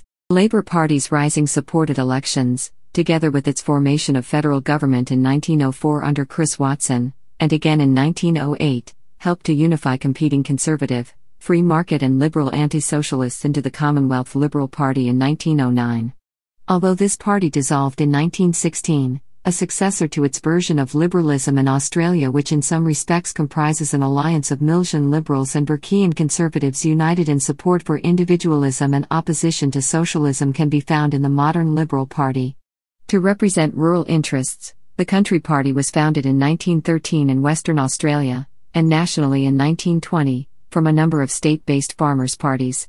The Immigration Restriction Act 1901 was one of the first laws passed by the new Australian Parliament. This centerpiece of the White Australia policy aimed to restrict immigration from Asia, where the population was vastly greater and the standard of living vastly lower, and was similar to measures taken in other settler societies such as the United States, Canada, and New Zealand. It found strong support in the national parliament, arguments ranging from economic protection to simple racism. The law permitted a dictation test in any European language to be used to in effect exclude non-white immigrants. While the law allowed for the use of any European language, the English version was standardized and became known as the Stewart test after the federal MP Stuart Parnaby, who originally penned the exam. The Labour Party wanted to protect white jobs and pushed for clearer restrictions. A few politicians spoke of the need to avoid hysterical treatment of the question. MP Bruce Smith said he had no desire to see low-class Indians, Chinamen or Japanese, swarming into this country. But there is obligation, not unnecessarily offend the educated classes of those nations. Donald Cameron, a member from Tasmania, expressed a rare note of dissension in the Parliament, saying that no race on earth had been treated in a more shameful manner than have the Chinese. Outside Parliament, Australia's first Catholic cardinal, Patrick Francis Moran, was politically active and denounced anti-Chinese legislation as unchristian. The popular press mocked the cardinal's position, and the small European population of Australia generally supported the legislation and remained fearful of being overwhelmed by an influx of non-British migrants from the vastly different cultures of the highly populated empires to Australia's north. The law passed both houses of Parliament and remained a central feature of Australia's immigration laws until abandoned in the 1950s. In the 1930s, the Lyons government unsuccessfully attempted to exclude Egon Erwin Kisch, a German Czechoslovakian communist author, from entering Australia, by means of a dictation test in Scottish Gaelic. The High Court of Australia ruled that Scottish Gaelic was not a European language within the meaning of the Immigration Act. Concerns emerged that the law could be used for such political purposes. By 1901, units of soldiers from all 6 Australian colonies had been active as part of British forces in the Boer War, which was very popular in Australia. When the British government asked for more troops from Australia in early 1902, the Australian government obliged with a national contingent. Some 16,500 men had volunteered for service by the war's end in June 1902. But Australians soon felt vulnerable closer to home. The Anglo-Japanese alliance of 1902 allowed the Royal Navy to withdraw its capital ships from the Pacific by 1907. Australians saw themselves in time of war a lonely, sparsely populated outpost. The impressive visit of the U.S. Navy's Great White Fleet in 1908 emphasized to the government the value of an Australian Navy. The Defence Act of 1909 reinforced the importance of Australian defence, and in February 1910, Lord Kitchener provided further advice on a defence scheme based on conscription. By 1913, the battlecruiser Australia led the fledgling Royal Australian Navy. Historian Bill Gamage estimates that on the eve of war, Australia had 200,000 men under arms of some sort. Historian Humphrey McQueen has it that working and living conditions for Australia's working classes in the early 20th century were of frugal comfort. While the establishment of the Court of Conciliation and Arbitration for Industrial Disputes was divisive, it was an acknowledgement of the need to set industrial awards, where all wage earners in one industry enjoyed the same conditions of employment and wages. The Harvester Judgment of 1907 recognized the concept of a basic wage, and in 1908 the federal government also began an old age pension scheme. Together with the White Australia policy and pioneering social policy, these developments have since been dubbed the Australian settlement. As a result of them, the new Commonwealth gained recognition as a laboratory for social experimentation and positive liberalism. Catastrophic droughts plagued some regions in the late 1890s and early 20th century, and together with a growing rabbit plague, created great hardship in the rural area of Australia. Despite this, a number of writers imagined a time when Australia would outstrip Britain in wealth and importance, when its open spaces would support rolling acres of farms and factories to match those of the United States, Some estimated the future population at 100 million, 200 million or more. Amongst these was E.J. Brady, whose 1918 book Australia Unlimited described Australia's inland as ripe for development and settlement, destined one day to pulsate with life. With the encouragement of Queensland, in 1884, a British protectorate had been proclaimed over the southern coast of New Guinea and its adjacent islands.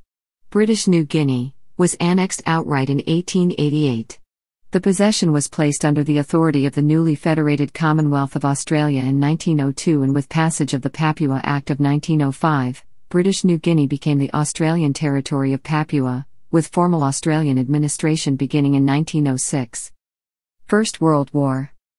The World War marked a decisive moment in the history of Australia, remembered to this day for the Anzac story of the Army's sacrifices at Gallipoli, and the coming of age of a young nation. The declaration of war by King George V in August 1914 automatically involved all of Britain's colonies and dominions. Prime Minister Andrew Fisher probably expressed the views of most Australians when during the election campaign of late July he said, "Turn your eyes to the European situation, and give the kindest feelings towards the mother country. I sincerely hope that international arbitration will avail before Europe is convulsed in the greatest war of all time. But should the worst happen, Australians will stand beside our own to help and defend her to the last man and the last shilling." More than 416,000 Australian men volunteered to fight during the First World War between 1914 and 1918 from a total national population of 4.9 million. Historian Lloyd Robson estimates this as between one-third and one-half of the eligible male population. The Sydney Morning Herald referred to the outbreak of war as Australia's baptism of fire. 8,141 men were killed in 8 months of fighting at Gallipoli, on the Turkish coast. After the Australian Imperial Forces was withdrawn in late 1915, and enlarged to 5 divisions, most were moved to France to serve under British command. Some forces remained in the Mid-East, including members of the Light Horse Regiment. Light horsemen of the 4th and 12th Regiments captured heavily fortified Beersheba from Turk forces by means of a cavalry charge at full gallop on October 31, 1917.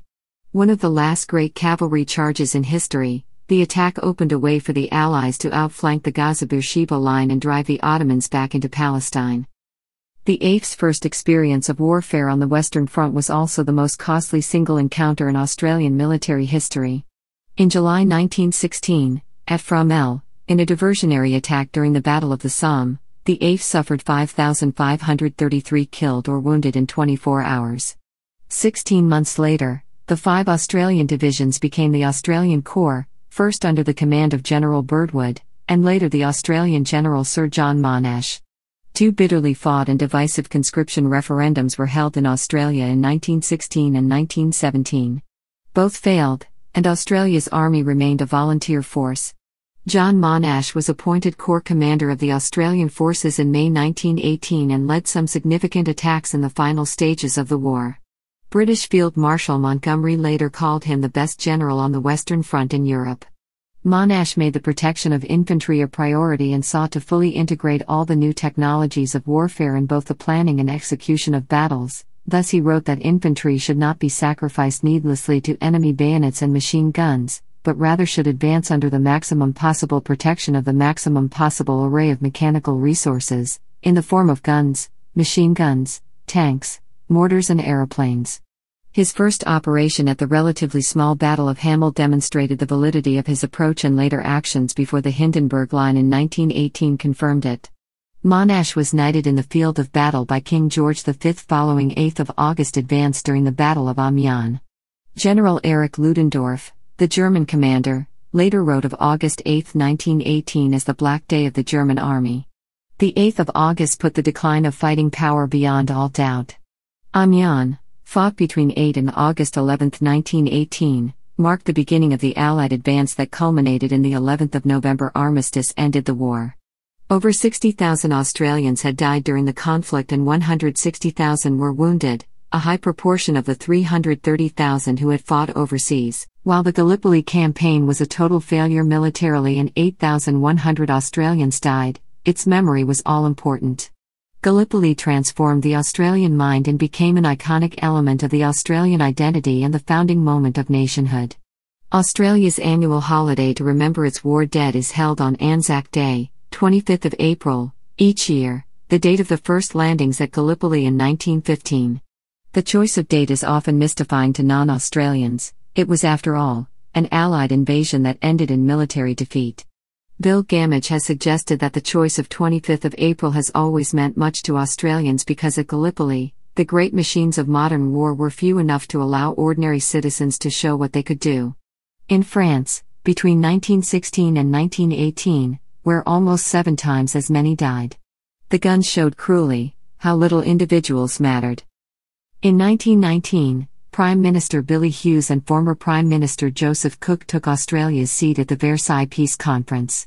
Hughes' signing of the Treaty of Versailles was the first time Australia had signed an international treaty. Hughes demanded heavy reparations from Germany and frequently clashed with U.S. President Woodrow Wilson. At one point Hughes declared, "I speak for 60,000 dead." He went on to ask of Wilson, "How many do you speak for?" Hughes demanded that Australia have independent representation within the newly formed League of Nations and was the most prominent opponent of the inclusion of the Japanese racial equality proposal, which as a result of lobbying by him and others was not included in the final treaty, deeply offending Japan. Hughes was concerned by the rise of Japan. Within months of the declaration of the European War in 1914, Japan, Australia and New Zealand seized all German possessions in the Southwest Pacific. Though Japan occupied German possessions with the blessings of the British, Hughes was alarmed by this policy. In 1919 at the peace conference the Dominion leaders argued their case to keep their occupied German possessions, and these territories were given as Class C mandates to the respective dominions. Japan obtained control over the South Pacific Mandate, north of the equator. German New Guinea, the Bismarck Archipelago and Nauru were assigned to Australia as League of Nations mandates, in the category of territories formerly governed and which are inhabited by peoples not yet able to stand by themselves under the strenuous conditions of the modern world. Thus, the territory of New Guinea came under Australian administration. Interwar years. 1920s, men, money and markets. After the war, Prime Minister Billy Hughes led a new conservative force, the Nationalist Party, formed from the old Liberal Party and breakaway elements of Labour, after the deep and bitter split over conscription. An estimated 12,000 Australians died as a result of the Spanish flu pandemic of 1919, almost certainly brought home by returning soldiers. The success of the Bolshevik Revolution in Russia posed a threat in the eyes of many Australians, although to a small group of socialists, it was an inspiration. The Communist Party of Australia was formed in 1920 and, though remaining electorally insignificant, it obtained some influence in the trade union movement and was banned during World War II for its support for the Hitler-Stalin Pact, and the Menzies government unsuccessfully tried to ban it again during the Korean War. Despite splits, the party remained active until its dissolution at the end of the Cold War. The Country Party formed in 1920 to promulgate its version of agrarianism, which it called country-mindedness. The goal was to enhance the status of the graziers and small farmers, and secure subsidies for them. Enduring longer than any other major party save the Labour Party, it has generally operated in coalition with the Liberal Party, becoming a major party of government in Australia, particularly in Queensland. Other significant after-effects of the war included ongoing industrial unrest, which included the 1923 Victorian police strike. Industrial disputes characterized the 1920s in Australia. Other major strikes occurred on the waterfront, in the coal mining and timber industries in the late 1920s. The union movement had established the Australian Council of Trade Unions in 1927 in response to the nationalist government's efforts to change working conditions and reduce the power of the unions. The consumerism, entertainment culture, and new technologies that characterized the 1920s in the United States were also found in Australia. Prohibition was not implemented in Australia, though anti-alcohol forces were successful in having hotels closed after 6 p.m., and closed altogether in a few city suburbs. The fledgling film industry declined through the decade, over 2 million Australians attending cinemas weekly at 1,250 venues. A royal commission in 1927 failed to assist, and the industry that had begun so brightly with the release of the world's first feature film, The Story of the Kelly Gang, atrophied until its revival in the 1970s. Stanley Bruce became Prime Minister in 1923, when members of the Nationalist Party government voted to remove W.M. Hughes. Speaking in early 1925, Bruce summed up the priorities and optimism of many Australians. saying that men, money and markets accurately defined the essential requirements of Australia and that he was seeking such from Britain. The migration campaign of the 1920s, operated by the Development and Migration Commission, brought almost 300,000 Britons to Australia, although schemes to settle migrants and return soldiers on the land were generally not a success.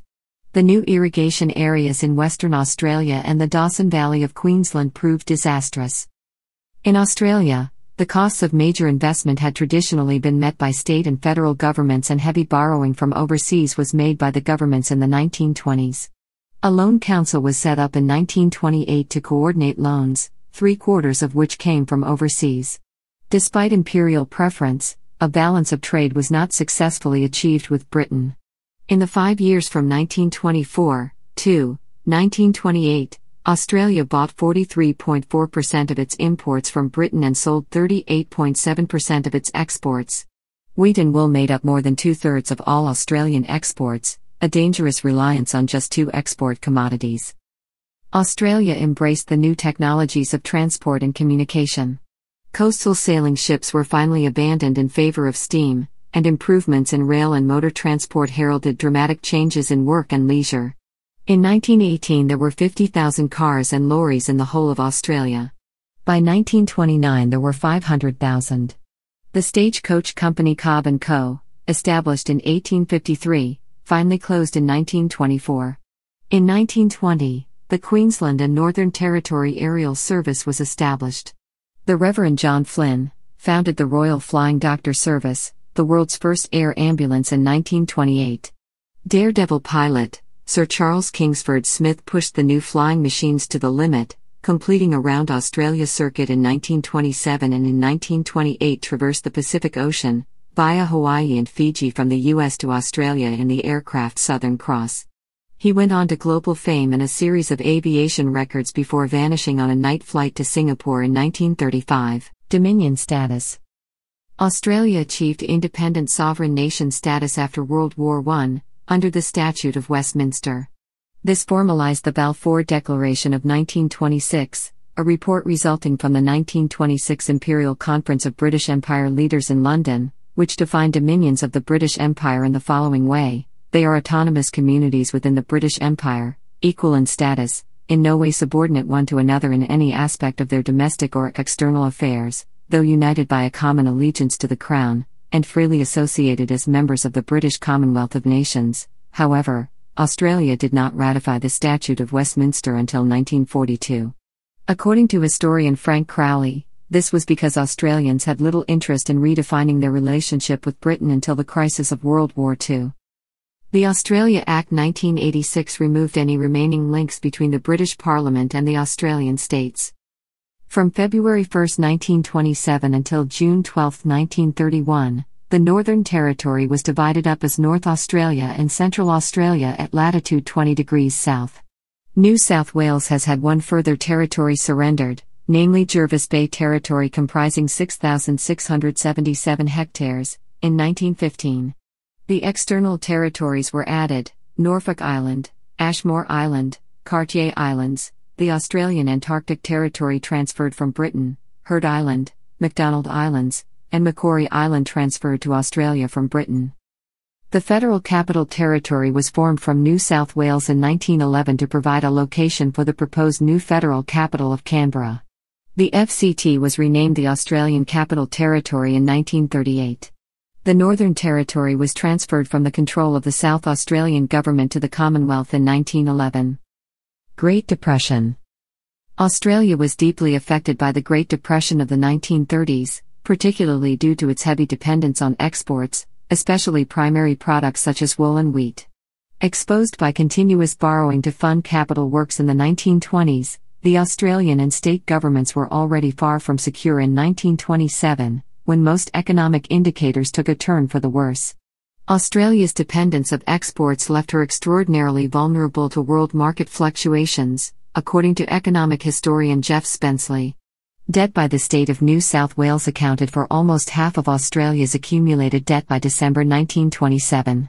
The situation caused alarm amongst a few politicians and economists, notably Edward Shawn of the University of Western Australia, but most political, union and business leaders were reluctant to admit to serious problems.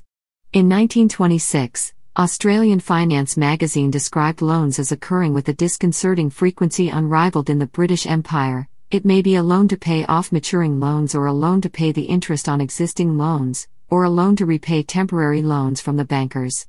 Thus, well before the Wall Street crash of 1929, the Australian economy was already facing significant difficulties.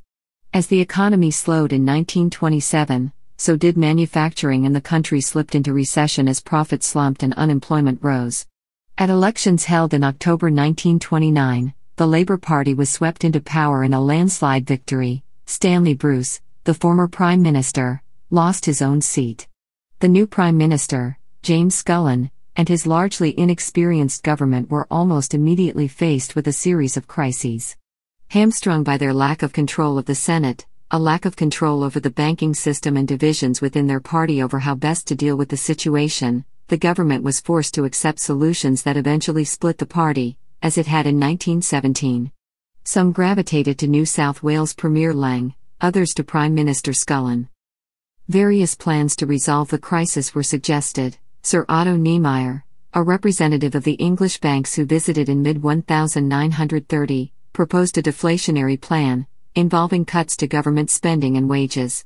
Treasurer Ted Theodore proposed a mildly inflationary plan, while the Labour Premier of New South Wales, Jack Lang, proposed a radical plan which repudiated overseas debt. The Premier's plan, finally accepted by federal and state governments in June 1931, followed the deflationary model advocated by Niemeyer and included a reduction of 20% in government spending, a reduction in bank interest rates, and an increase in taxation. In March 1931, Lang announced that interest due in London would not be paid, and the federal government stepped in to meet the debt. In May, the Government Savings Bank of New South Wales was forced to close.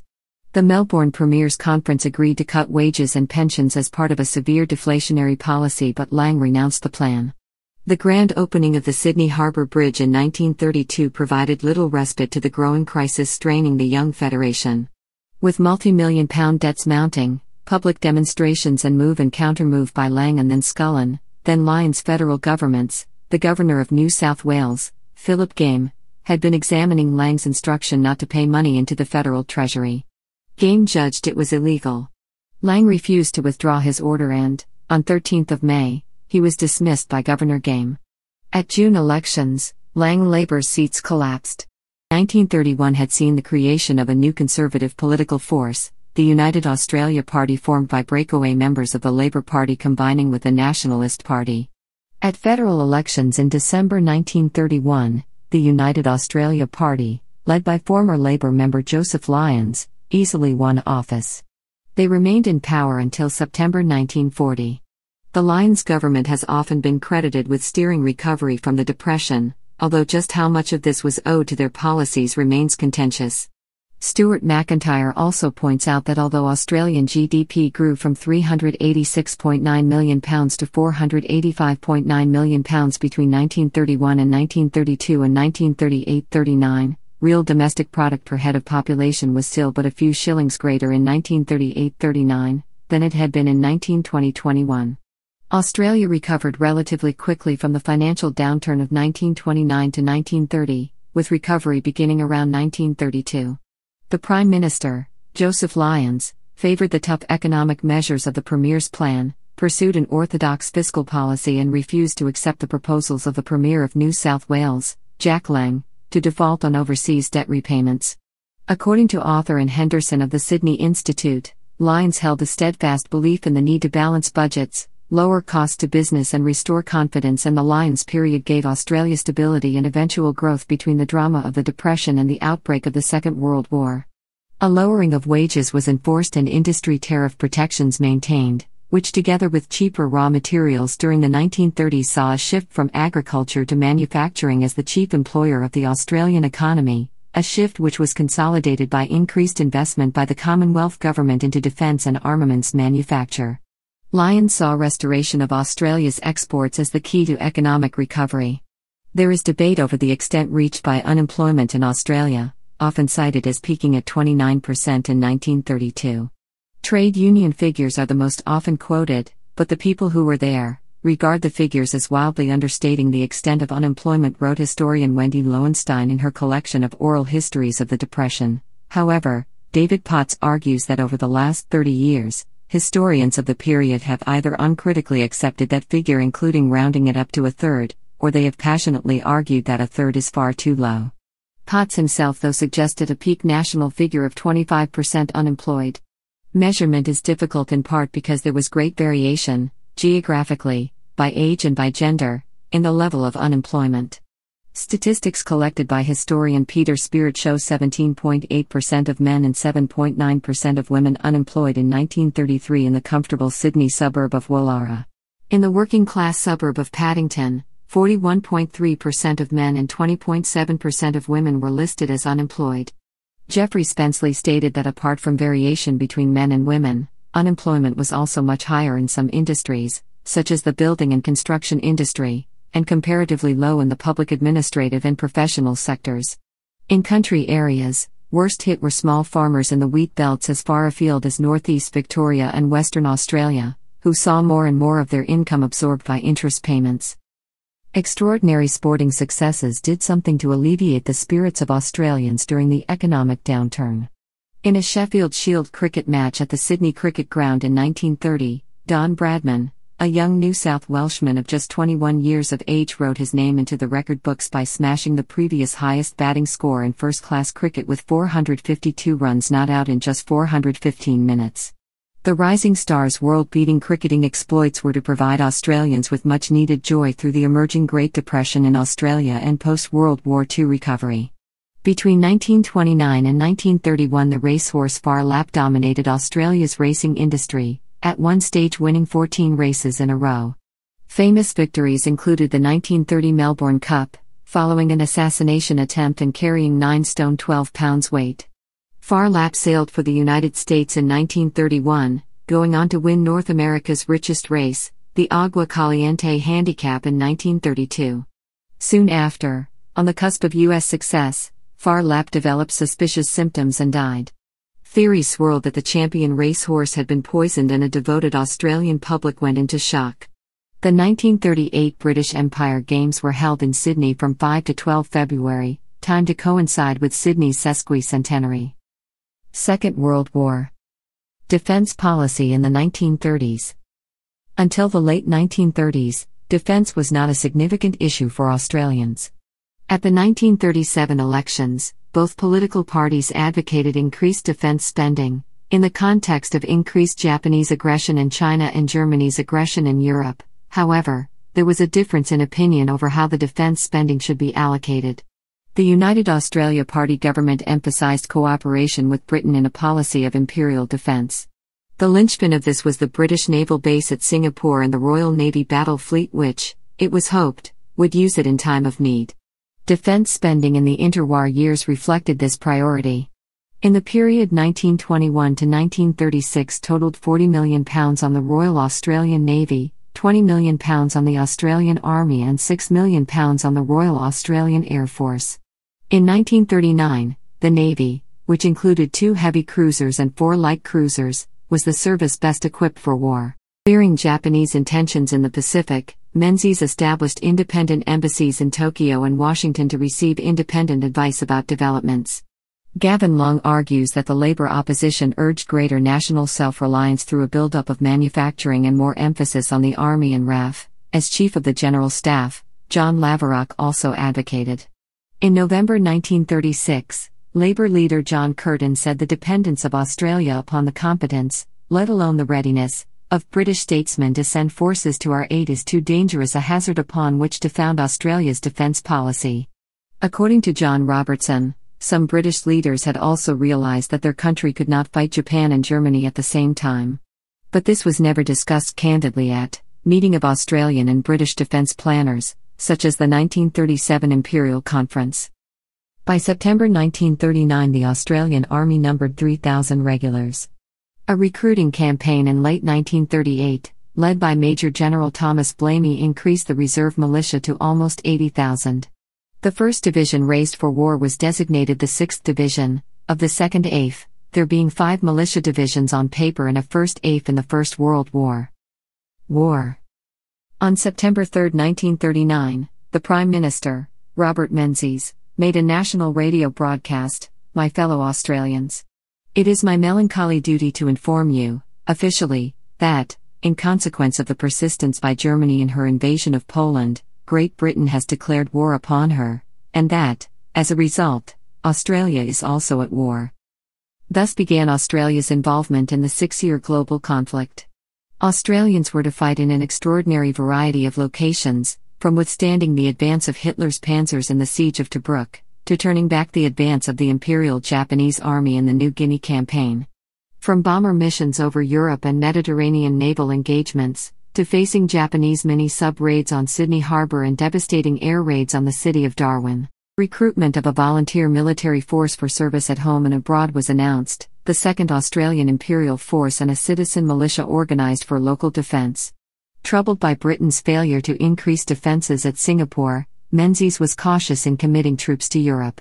By the end of June 1940, France, Norway, Denmark and the Low Countries had fallen to Nazi Germany.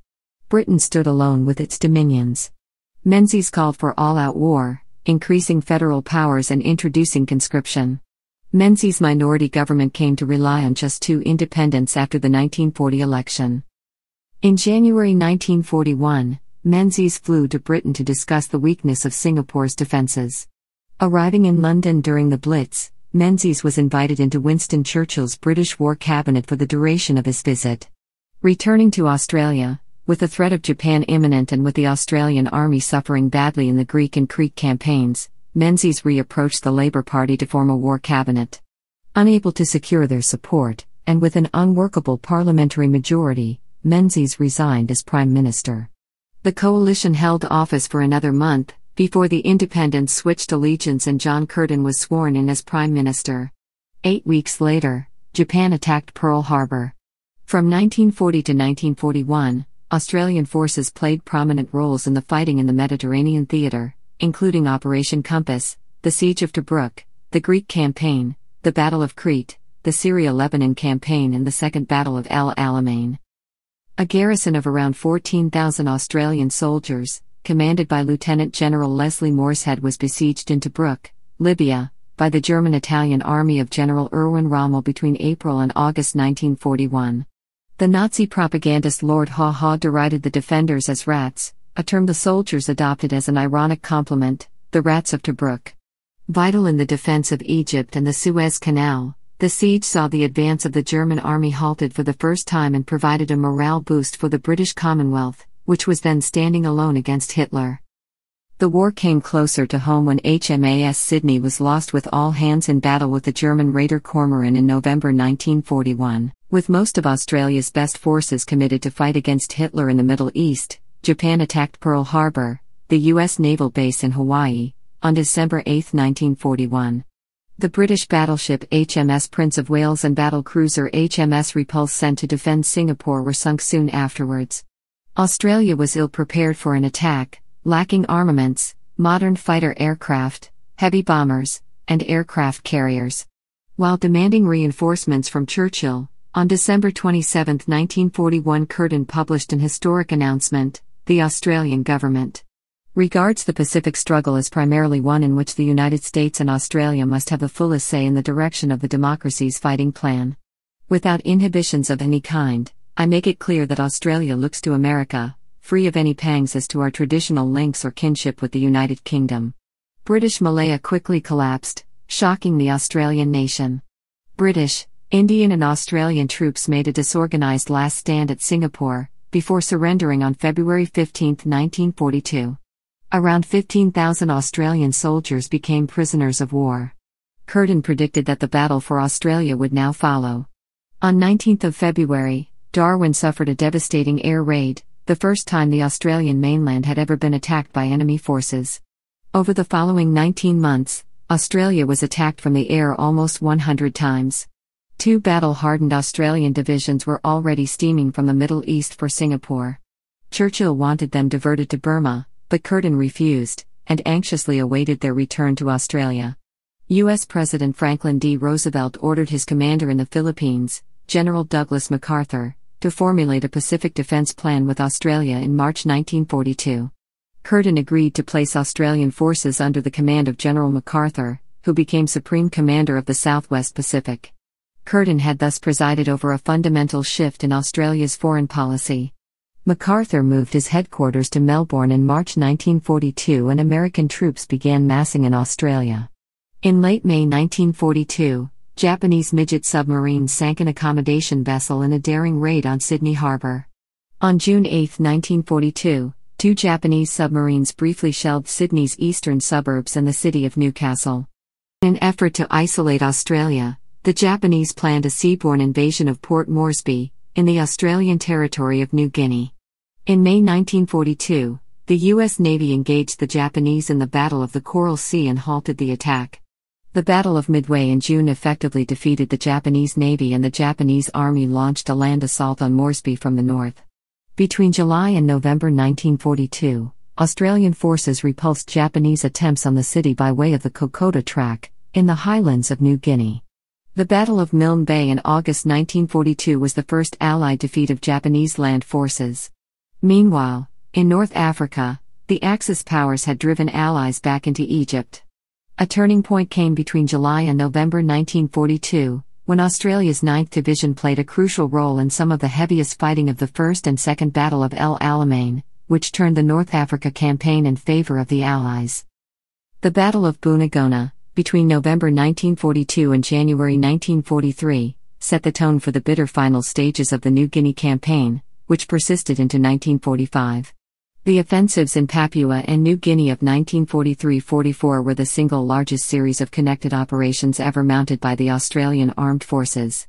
On May 14, 1943, the Australian hospital ship Centaur, though clearly marked as a medical vessel, was sunk by Japanese raiders off the Queensland coast, killing 268, including all but one of the nursing staff, further enraging popular opinion against Japan. Australian prisoners of war were at this time suffering severe ill treatment in the Pacific Theatre. In 1943, 2,815 Australian POWs died constructing Japan's Burma-Thailand Railway. In 1944, the Japanese inflicted the Sandakan Death March on 2,000 Australian and British prisoners of war. Only 6 survived. This was the single worst war crime perpetrated against Australians in war. MacArthur largely excluded Australian forces from the main push north into the Philippines and Japan. It was left to Australia to lead amphibious assaults against Japanese bases in Borneo. Curtin suffered from ill health from the strains of office and died weeks before the war ended, replaced by Ben Chifley. Of Australia's wartime population of 7 million, almost 1 million men and women served in a branch of the services during the 6 years of warfare. By war's end, gross enlistments totaled 727,200 men and women in the Australian Army, 216,900 in the RAF and 48,900 in the RAN. Over 39,700 were killed or died as prisoners of war, about 8,000 of whom died as prisoners of the Japanese. Australian home front. While the Australian civilian population suffered less at the hands of the Axis powers than did other Allied nations in Asia and Europe, Australia nevertheless came under direct attack by Japanese naval forces and aerial bombardments, particularly through 1942 and 1943, resulting in hundreds of fatalities and fueling fear of Japanese invasion. Axis naval activity in Australian waters also brought the war close to home for Australians. Austerity measures, rationing and labour controls measures were all implemented to assist the war effort. Australian civilians dug air raid shelters, trained in civil defence and first aid, and Australian ports and cities were equipped with anti-aircraft and sea defences. The Australian economy was markedly affected by World War II. Expenditure on war reached 37% of GDP by 1943-44, compared to 4% expenditure in 1939 to 1940. Total war expenditure was £2,949 million between 1939 and 1945. Although the peak of Army enlistments occurred in June to July 1940, when over 70,000 enlisted, it was the Curtin Labour government, formed in October 1941, that was largely responsible for a complete revision of the whole Australian economic, domestic and industrial life. Rationing of fuel, clothing and some food was introduced, Christmas holidays curtailed, brownouts introduced and some public transport reduced. From December 1941, the government evacuated all women and children from Darwin and northern Australia, and over 10,000 refugees arrived from Southeast Asia as Japan advanced. In January 1942, the Manpower Directorate was set up to ensure the organization of Australians in the best possible way to meet all defence requirements. Minister for War Organisation of Industry, John Dedman introduced a degree of austerity and government control previously unknown, to such an extent that he was nicknamed the man who killed Father Christmas. In May 1942, uniform tax laws were introduced in Australia, as state governments relinquished their control over income taxation. The significance of this decision was greater than any other. Made throughout the war, as it added extensive powers to the federal government and greatly reduced the financial autonomy of the states. Manufacturing grew significantly because of the war. In 1939 there were only 3 Australian firms producing machine tools, but by 1943 there were more than 100 doing so. From having few frontline aircraft in 1939, the RAF had become the 4th largest Allied air force by 1945. A number of aircraft were built under license in Australia before the war's end, notably the Beaufort and Beaufighter, although the majority of aircraft were from Britain and later, the U.S. The Boomerang fighter, designed and built in 4 months of 1942, emphasized the desperate state Australia found itself in as the Japanese advanced. Australia also created, virtually from nothing, a significant female workforce engaged in direct war production. Between 1939 and 1944 the number of women working in factories rose from 171,000 to 286,000. Dame Enid Lyons, widow of former Prime Minister Joseph Lyons, became the first woman elected to the House of Representatives in 1943, joining the Robert Menzies New Centre Right Liberal Party of Australia, formed in 1945. At the same election, Dorothy Tangney became the first woman elected to the Senate. Post-war boom. Menzies and Liberal dominance, 1949-72 politically, Robert Menzies and the Liberal Party of Australia dominated much of the immediate post-war era, defeating the Labor government of Ben Chifley in 1949, in part over a Labor proposal to nationalise banks and following a crippling coal strike led by the Australian Communist Party. Menzies became the country's longest-serving Prime Minister, and the Liberal Party, in coalition with the rural-based Country Party, won every federal election until 1972. As in the United States in the early 1950s, allegations of communist influence in society saw tensions emerge in politics. Refugees from Soviet-dominated Eastern Europe immigrated to Australia, while to Australia's north, Mao Zedong's Communist Party of China won the Chinese Civil War in 1949, and in June 1950, Communist North Korea invaded South Korea. The Menzies government responded to a United States-led United Nations Security Council request for military aid for South Korea and diverted forces from occupied Japan to begin Australia's involvement in the Korean War. After fighting to a bitter standstill, the UN and North Korea signed a ceasefire agreement in July 1953. Australian forces had participated in such major battles as Kapyong and Maryang San. 17,000 Australians had served, and casualties amounted to more than 1,500, of whom 339 were killed. During the course of the Korean War, the Liberal government attempted to ban the Communist Party of Australia, first by legislation in 1950 and later by referendum, in 1951. While both attempts were unsuccessful, further international events such as the defection of minor Soviet embassy official Vladimir Petrov added to a sense of impending threat that politically favored Menzies' Liberal CP government, as the Labour Party split over concerns about the influence of the Communist Party over the trade union movement. The tensions led to another bitter split and the emergence of the breakaway Democratic Labour Party. The DLP remained an influential political force, often holding the balance of power in the Senate, until 1974. Its preferences supported the Liberal and Country Party. The Labour Party was led by H.B. Evatt after Chifley's death in 1951. Evatt had served as President of the United Nations General Assembly during 1948-49 and helped draft the United Nations Universal Declaration of Human Rights. Evatt retired in 1960 amid signs of mental ill health, and Arthur Calwell succeeded him as leader, with a young Gough Whitlam as his deputy. Menzies presided over a period of sustained economic boom and the beginnings of sweeping social change, with the arrivals of rock and roll music and television in the 1950s. In 1958, Australian country music singer Slim Dusty, who would become the musical embodiment of rural Australia, had Australia's first international music chart hit with his bush ballad Pub with No Beer, while rock and roller Johnny O'Keefe's Wild One became the first local recording to reach the national charts, peaking at number 20. Australian cinema produced little of its own content in the 1950s, but British and Hollywood studios produced a string of successful epics from Australian literature, featuring homegrown stars Chips Rafferty and Peter Finch.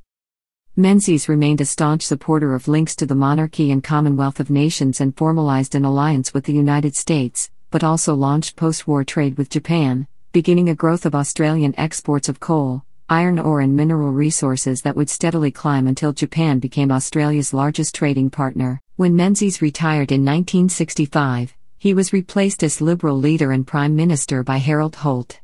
Holt drowned while swimming at a surf beach in December 1967 and was replaced by John Gordon and then by William McMahon. Post-war immigration. Following World War II, the chiefly Labour government instigated a massive program of European immigration. In 1945, Minister for Immigration, Arthur Calwell wrote, "If the experience of the Pacific War has taught us one thing, it surely is that 7 million Australians cannot hold 3 million square miles of this Earth's surface indefinitely." All political parties shared the view that the country must populate or perish. Calwell stated a preference for 10 British immigrants for each one from other countries. However, the numbers of British migrants fell short of what was expected, despite government assistance. Migration brought large numbers of Southern and Central Europeans to Australia for the first time. A 1958 government leaflet assured readers that unskilled non-British migrants were needed for labour on rugged projects, work which is not generally acceptable to Australians or British workers. The Australian economy stood in sharp contrast to war-ravaged Europe, and newly arrived migrants found employment in a booming manufacturing industry and government-assisted programs such as the Snowy Mountain Scheme. This hydroelectricity and irrigation complex in southeast Australia consisted of 16 major dams and 7 power stations constructed between 1949 and 1974.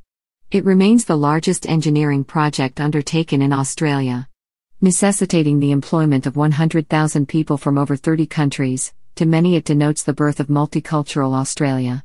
Some 4.2 million immigrants arrived between 1945 and 1985. About 40% of whom came from Britain and Ireland.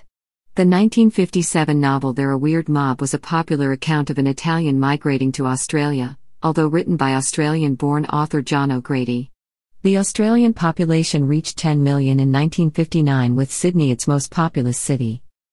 In May 1958, the Menzies government passed the Migration Act 1958, which replaced the Immigration Restriction Act's arbitrarily applied dictation test with an entry permit system that reflected economic and skills criteria. Further changes in the 1960s effectively ended the White Australia policy. It legally ended in 1973. Economic growth and suburban living. Australia enjoyed significant growth and prosperity in the 1950s and 1960s, with increases in both living standards and in leisure time. The manufacturing industry, previously playing a minor part in an economy dominated by primary production, greatly expanded. The first Holden motor car came out of General Motors' Holden's Fisherman's Bend factory in November 1948. Car ownership rapidly increased, from 130 owners in every 1,000 in 1949 to 271 owners in every 1,000 by 1961. By the early 1960s, 4 competitors to Holden had set up Australian factories, employing between 80,000 and 100,000 workers, at least 4/5 of them migrants. In the 1960s, about 60% of Australian manufacturing was protected by tariffs. Pressure from business interests and the union movement ensured these remained high.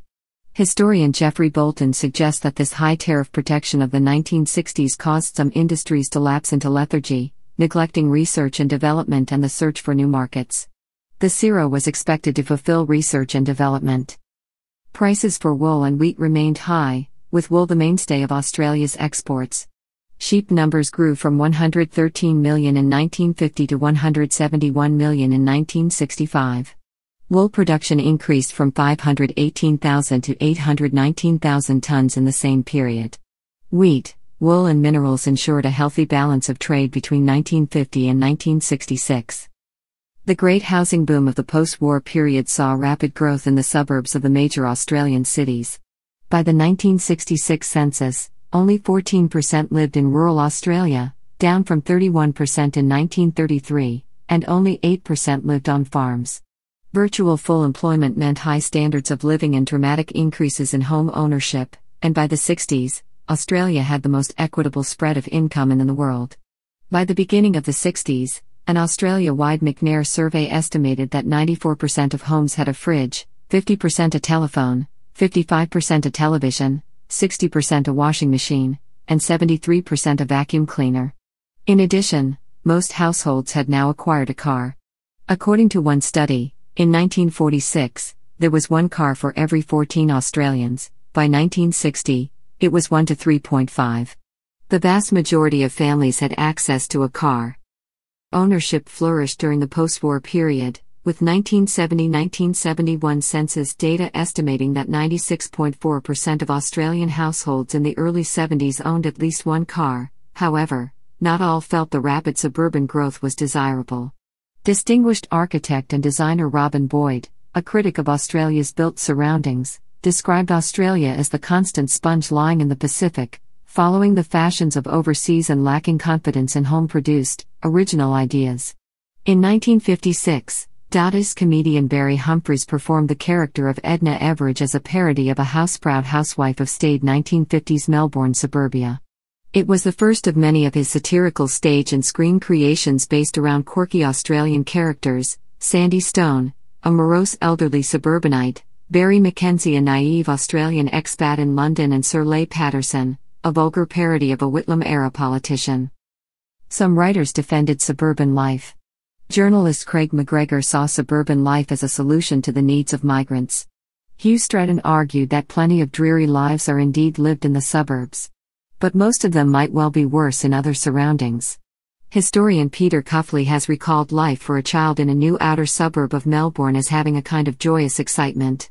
Our imagination saved us from finding life too humdrum, as did the wild freedom of being able to roam far and wide in different kinds of bushland. Children in the suburbs found space in backyards, streets and lanes, playgrounds and reserves.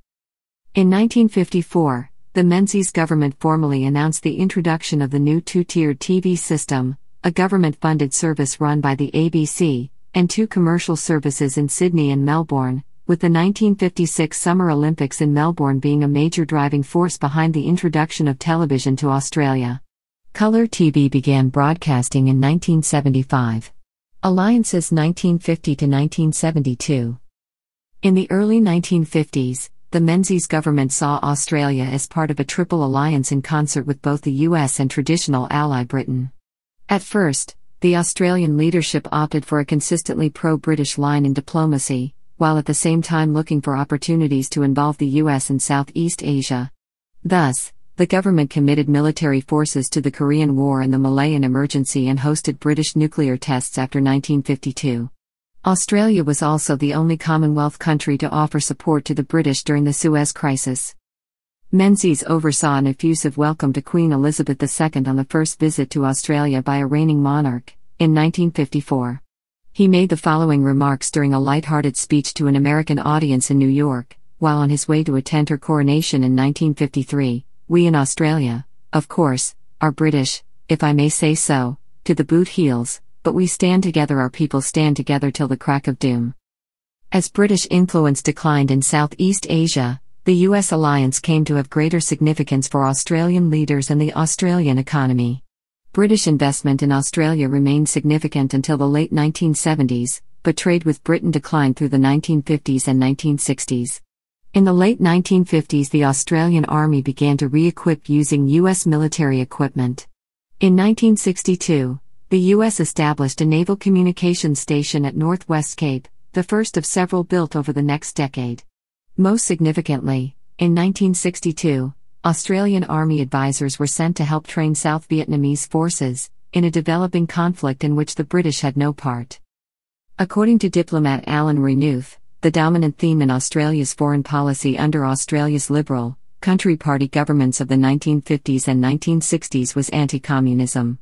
Another former diplomat, Gregory Clark, suggested that it was specifically a fear of China that drove Australian foreign policy decisions for 20 years. The ANZUS Security Treaty, which had been signed in 1951, had its origins in Australia's and New Zealand's fears of a rearmed Japan. Its obligations on the US, Australia and New Zealand are vague, but its influence on Australian foreign policy thinking, at times has been significant. The CETO Treaty, signed only 3 years later, clearly demonstrated Australia's position as a US ally in the emerging Cold War. As Britain struggled to enter the common market in the 1960s, Australia saw that its historic ties with the mother country were rapidly fraying. Canberra was alarmed but kept a low profile, not wanting to alienate London. Russell Ward states that the implications of British entry into Europe in 1973 seemed shattering to most Australians, particularly to older people and conservatives. Carl Bridge, however, points out that Australia had been hedging its British bets for some time. The ANZUS Treaty and Australia's decision to enter the Vietnam War did not involve Britain, and by 1967 Japan was Australia's leading export partner and the US her largest source of imports. According to Bridge, Australia's decision not to follow Britain's devaluation of her currency in 1967 marked the demise of British Australia.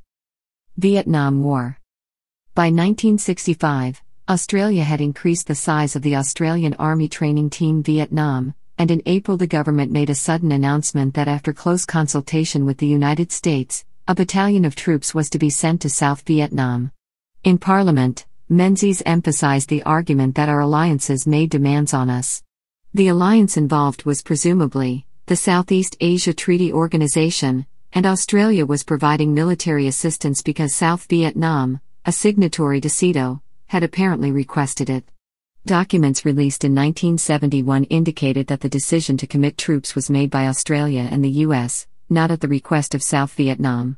By 1968, there were 3 Australian Army battalions at any one time at the 1st Australian Task Force base at Nui Dat, in addition to the advisors of the OTT placed throughout Vietnam, and personnel reached a peak total of almost 8,000, comprising about 1/3 of the Army's combat capacity. Between 1962 and 1972 almost 60,000 personnel served in Vietnam, including ground troops, naval forces and air assets. The opposition Labour Party opposed military commitment to Vietnam and the national service required to support this level of commitment. In July 1966, new Prime Minister Harold Holt expressed his government's support for the US and its role in Vietnam in particular. "I don't know where people would choose to look for the security of this country were it not for the friendship and strength of the United States." While on a visit in the same year to the US, Holt assured President Lyndon B. Johnson, "I hope there is corner of your mind and heart which takes cheer from the fact that you have an admiring friend, a staunch friend, that will be all the way with LBJ." Liberal CP government was returned with a massive majority in elections held in December 1966, fought over national security issues including Vietnam. Arthur Calwell, who had been leader of the Labour Party since 1960, retired in favour of his deputy Gough Whitlam a few months later. Despite Holt's sentiments and his government's electoral success in 1966, the war became unpopular in Australia, as it did in the United States. The movements to end Australia's involvement gathered strength after the Tet Offensive of early 1968, and compulsory national service became increasingly unpopular. In the 1969 elections, the government hung on despite a significant decline in popularity. Moratorium marches held across Australia in mid-1970 attracted large crowds, the Melbourne March of 100,000 being led by Labour MP Jim Cairns. As the Nixon administration proceeded with Vietnamisation of the war and began the withdrawal of troops, so did the Australian government. In November 1970, 1st Australian Task Force was reduced to 2 battalions, and in November 1971, 1 ATF was withdrawn from Vietnam. The last military advisors of the OTT were withdrawn by the Whitlam Labour government in mid-December 1972. The Australian military presence in Vietnam had lasted 10 years, and in purely human cost, over 500 had been killed and more than 2,000 wounded. The war cost Australia $218 million between 1962 and 1972. Reform and reaction, 1972 to 1996.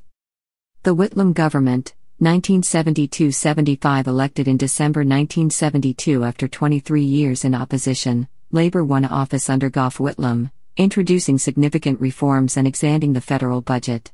Welfare benefits were extended and payment rates increased, a national health insurance scheme was introduced, and divorce laws liberalized. Commonwealth expenditure on schools trebled in the 2 years to mid-1975, and the Commonwealth assumed responsibility for funding higher education, abolishing tuition fees. In foreign affairs, the new government prioritized the Asia-Pacific region, formally abolishing the White Australia policy, recognizing Communist China and enhancing ties with Indonesia. Conscription was abolished and the remaining Australian troops in Vietnam withdrawn. The Australian national anthem was changed from God Save the Queen to Advance Australia Fair. The imperial honours system was replaced at the Commonwealth level by the Order of Australia, and Queen Elizabeth II was officially styled Queen of Australia. Relations with the U.S., however, became strained after government members criticized the resumption of the U.S. bombing campaign in North Vietnam. In Indigenous affairs, the government introduced a policy of self-determination for Aboriginal people in economic, social and political affairs. Federal expenditure on Aboriginal services increased from $23 million to $141 million over the 3 years of the government. One of the first acts of the Whitlam government was to establish a Royal Commission into Land Rights in the Northern Territory under Justice Woodward. Legislation based on its findings was passed into law by the Fraser government in 1976, as the Aboriginal Land Rights Act 1976. As the Whitlam government did not control the Senate, much of its legislation was rejected or amended. After Labour was re-elected with a reduced majority at elections in May 1974, the Senate remained an obstacle to its political agenda. The government's popularity was also harmed by deteriorating economic conditions and a series of political scandals. Increased government spending, rapid wage growth, booming commodity prices and the first OPEC oil shock led to economic instability. The unemployment rate reached post-war high of 3.6% in late 1974, and then the annual inflation rate hit 17%. In 1974-75, the government began negotiations for $4 billion in foreign loans in order to fund state development of Australia's mineral and energy resources. Minister Rex Connor conducted secret discussions with a loan broker from Pakistan, and the Treasurer, Jim Cairns, misled Parliament over the issue. Arguing the government was incompetent following the loans affair, the opposition Liberal Country Party coalition delayed passage of the government's money bills in the Senate, until the government would promise a new election. Whitlam refused and the deadlock ended when his government was controversially dismissed by the Governor-General, John Kerr, on November 11, 1975. Opposition leader Malcolm Fraser was installed as caretaker Prime Minister, pending an election. Fraser government, 1975-83. Federal elections of December 1975 resulted in a landslide victory for the Liberal Country Party coalition, and Malcolm Fraser continued as Prime Minister. The coalition government won subsequent elections in 1977 and 1980, making Fraser the second longest-serving Australian Prime Minister up to that time. The Fraser government espoused a policy of administrative competence and economic austerity leavened by progressive humanitarian, social and environmental interventions. The government enacted the Whitlam government's Land Rights Bill with few changes, increased immigration, and resettled Indo-Chinese refugees.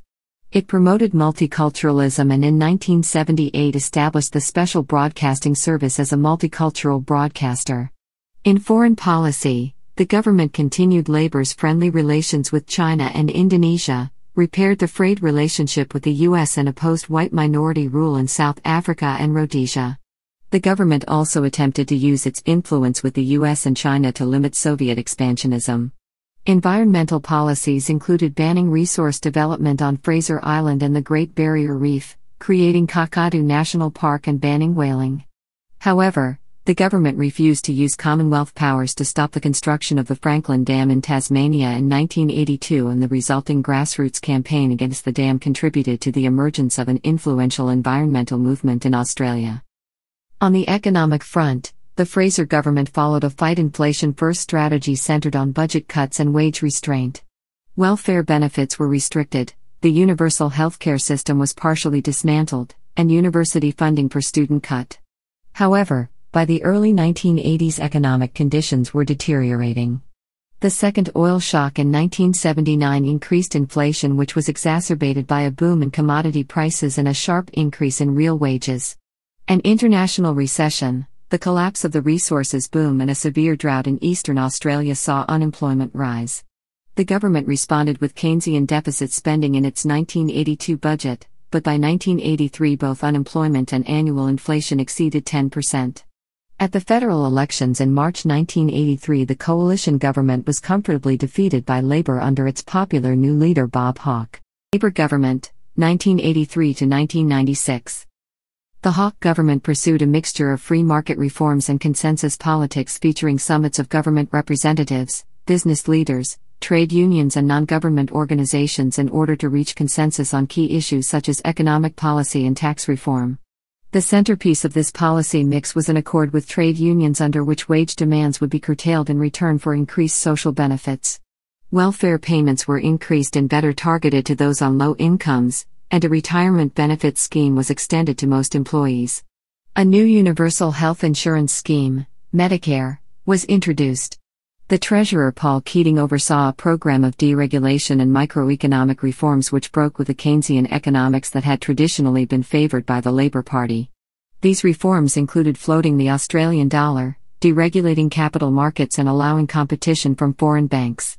Business regulation and competition policy was streamlined, tariffs and quotas on Australian manufactured goods and rural commodities were gradually reduced, and a number of government enterprises and services were progressively privatized. The higher education system was restructured and significantly expanded, partly funded by the reintroduction of fees in the form of student loans and contributions.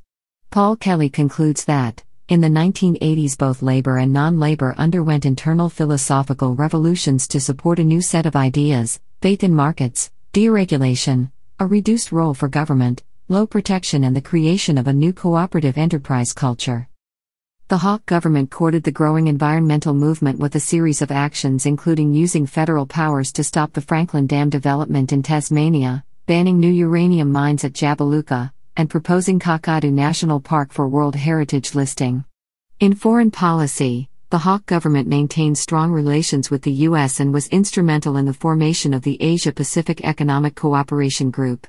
Australia contributed naval ships and troops to UN forces in the Gulf War after Iraq had invaded Kuwait in 1990. The government complemented its consensus politics with other initiatives aimed at fostering national unity. The Australia Act 1986 eliminated the last vestiges of British legal authority at the federal level.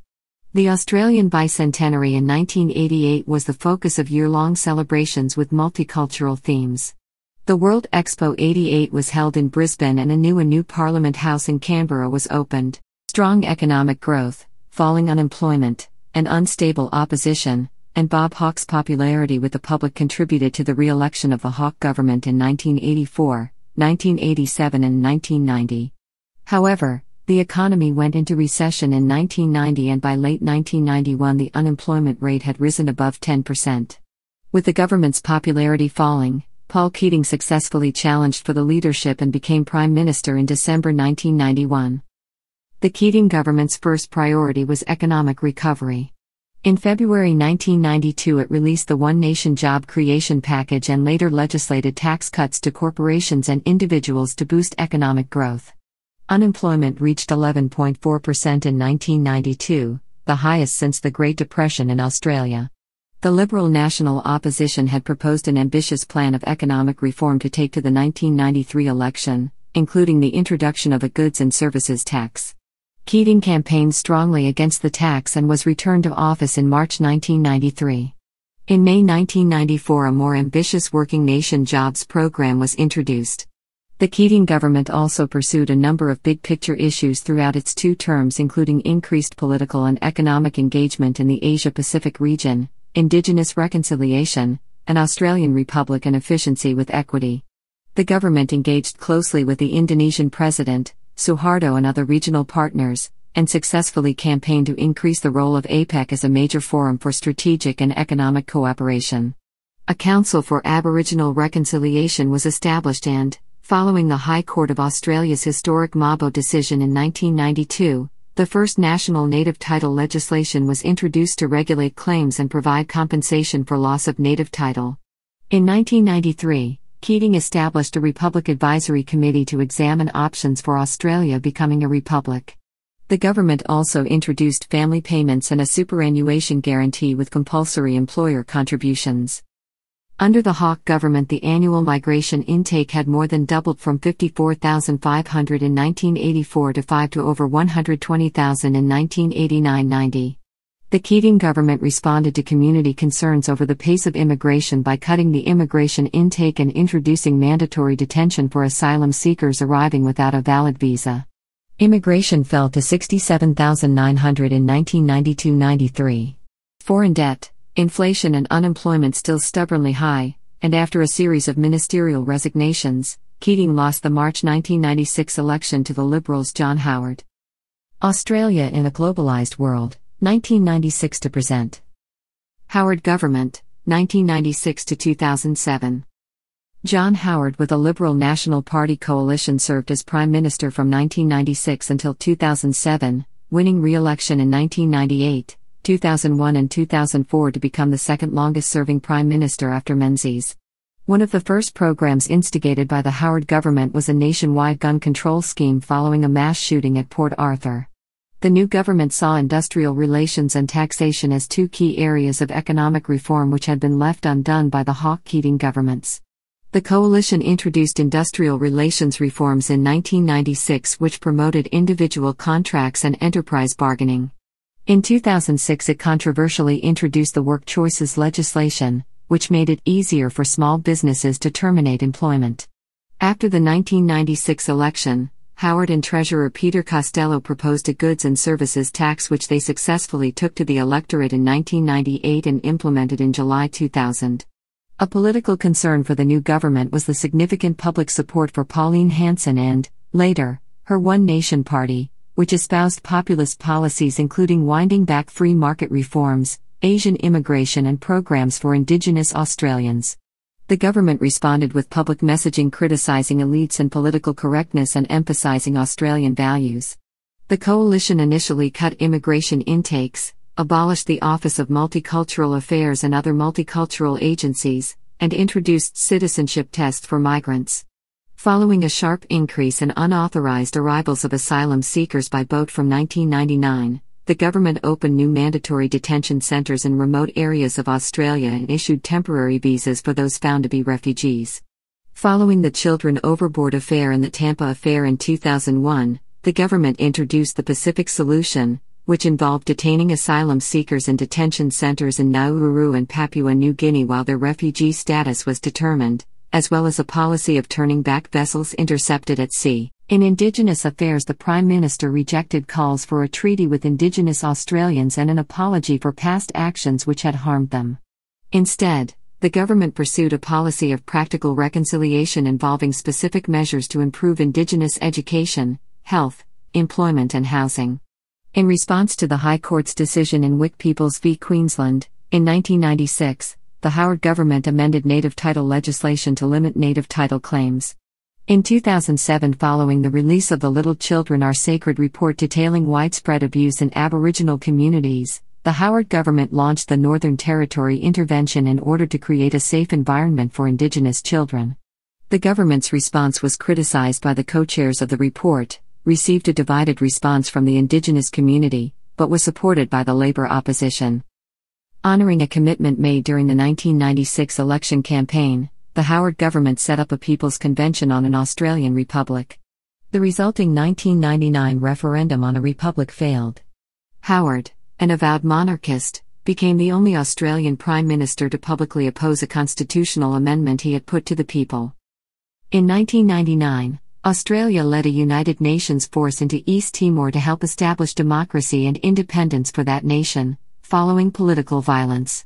During this period, Australia committed to a number of other peacekeeping and stabilization operations, notably in Bougainville, including Operation Belle Ici, as well as Operation Helpomfren and the Australian-led Regional Assistance Mission to Solomon Islands in the early 2000s, and the 2006 East Timorese crisis. Following the September 2001 terrorist attacks on the US and the subsequent War on Terror, Australia committed troops to the Afghanistan War and the Iraq War. These events, along with the 2002 Bali bombings and other terrorist incidents, led to the creation of a National Security Committee and further anti-terrorist legislation. In foreign affairs, the government advocated a policy of Asia first, but not Asia only, emphasizing traditional links to the Commonwealth and the U.S.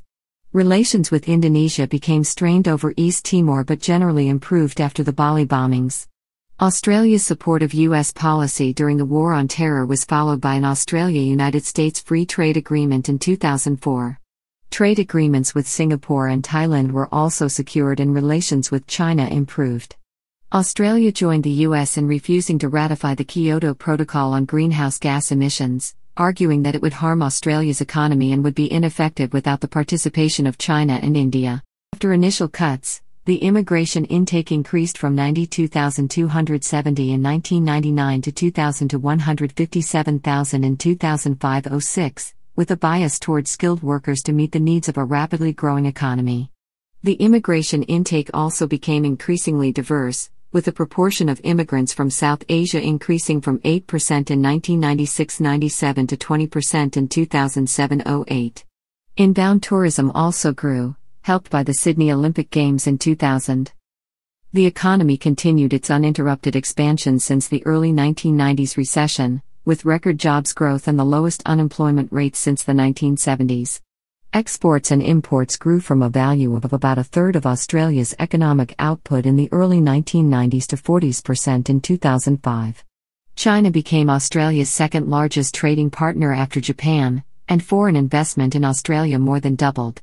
The coalition delivered budget surpluses in most years which, along with the proceeds of government asset sales, most notably of Telstra, were partly invested in a future fund to reduce the national debt.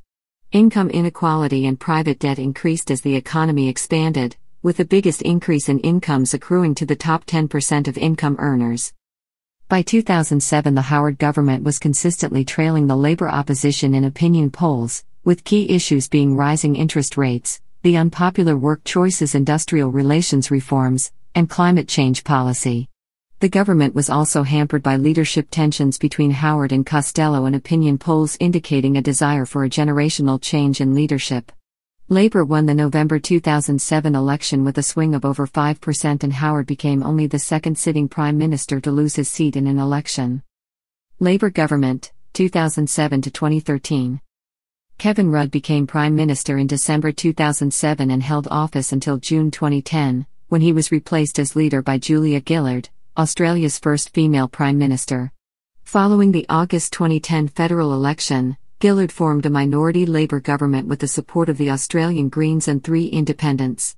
Gillard was replaced as Prime Minister by Rudd in June 2013, and Labour lost the subsequent September 2013 election.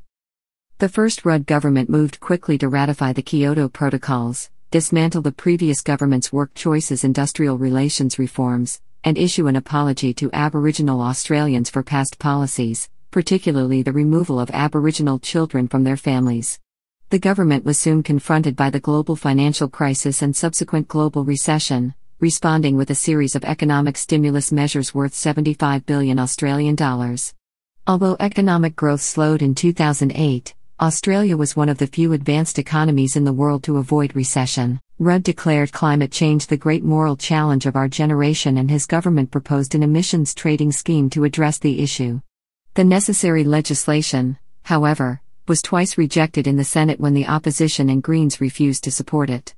After the December 2009 UN Climate Change Conference in Copenhagen failed to produce an agreed international response to global warming, the government decided to postpone its ETS until 2013, a decision which saw Labour lose some electoral support to the Greens. The government also lost some public support when it proposed a resources super profits tax following the release of the Henry Tax Review in May 2010. The resulting media campaign against the tax by the mining industry particularly affected Labour support in the resource-rich states of Queensland and Western Australia. Asylum seeker policy proved another difficult issue for the government, which initially closed the Nauru Processing Centre, abolished temporary protection visas and took measures to improve the legal rights and processing time for applicants for asylum. However, unauthorized arrivals by boat increased sharply from 2009 and the number in mandatory detention stretched capacity. The new leader of the opposition, Tony Abbott, promised that a coalition government would stop the boats. In June 2010, with the government behind the opposition in polls and Rudd's popularity rating falling, the Labour caucus replaced Rudd with Gillard as leader. The new leader was able to negotiate concessions on a new mining tax with large mining companies but failed to reach agreement with East Timor on a proposed migration processing centre there. Following the September 2010 election, the Gillard government passed a series of legislation with the support of the Greens, who now held the balance of power in the Senate. This included enabling legislation for a national broadband network, a carbon pricing scheme, a mining tax, a national disability insurance scheme, and school funding reforms. Asylum seeker policy, however, remained a politically sensitive issue. The government negotiated an agreement with Malaysia to process some asylum seekers there, but the plan did not gain the support of the opposition or the Greens and was struck down by the High Court. As the number of asylum seekers arriving by boat continued to climb, the government reopened offshore processing centers on Manus Island and Nauru. Indigenous Affairs, the government introduced, in 2012, a modified policy in the Northern Territory under a 10-year funding agreement. The new policy retained many features of the Northern Territory intervention but was broader in scope and involved more collaboration with Indigenous stakeholders. Following mounting leadership speculation and poor polling for the government, Rudd defeated Gillard in a leadership ballot in June 2013 and returned as Prime Minister, promising to replace the carbon tax with an emissions trading scheme and to ensure that asylum seekers arriving by boat would not be settled in Australia. The opposition, promising to stop the boats, abolish the carbon tax and mining tax, and reduce the budget deficit and government debt, won the September 2013 election. Liberal National Coalition Government, 2013-present. Prime Minister Tony Abbott's Liberal National Coalition government began implementing its policies on unauthorized maritime arrivals, including Operation Sovereign Borders, boat turnbacks, the reintroduction of temporary protection visas, and the resettlement in third countries of those found to be refugees. The new policy strained relations with Indonesia, but the number of asylum seekers arriving by boat fell from 20,587 in 2013 to none in 2015. The government continued Australia's economic engagement with Asia, signing trade agreements with China, South Korea, and Japan. The government also embraced the intervention against Islamic State in Iraq and Syria, joining the air campaign, sending special forces and providing training for the Iraqi army. The government's May 2014 budget, which included measures such as the deregulation of university fees, welfare cuts and projected cuts to funding to the states for health and education, proved unpopular, with the perception that it had involved breaking a number of election promises. The government secured the passage of legislation abolishing the carbon tax and the mining tax. The Prime Minister announced a number of decisions, most notably the reintroduction of knighthoods and a knighthood for Prince Philip, which had not been approved by Cabinet and which were widely criticized in the media. By September 2015, the government had lost 30 news polls in a row and Malcolm Turnbull successfully challenged for the leadership. New Turnbull government promised to promote a smart, agile and innovative Australia and jobs and growth. The government announced a national innovation and science agenda and delivered a budget featuring cuts to company tax.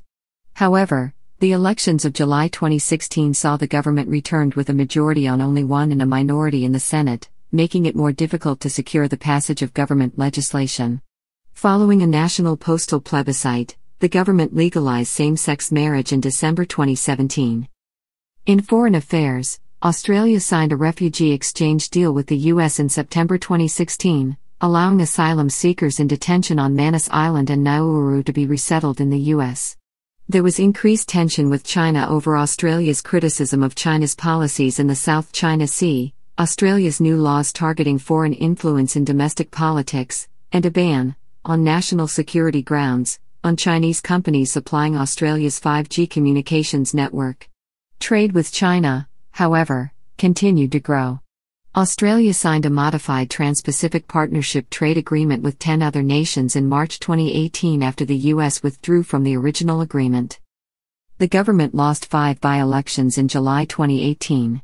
When, in August, the government sought to introduce legislation for a national energy guarantee, including a commitment to meet Australia's emissions target under the Paris Agreement, a number of coalition members vowed to vote against the bill. The resulting controversy further harmed the government, which had already lost over 30 consecutive news polls. The Parliamentary Liberal Party elected Scott Morrison as its new leader and he was sworn in as Prime Minister. The Morrison government committed to remaining in the Paris Agreement, but promised a greater focus on reduction of energy prices. In foreign affairs, the government signed the Indonesia-Australia Comprehensive Economic Partnership Agreement in March 2019.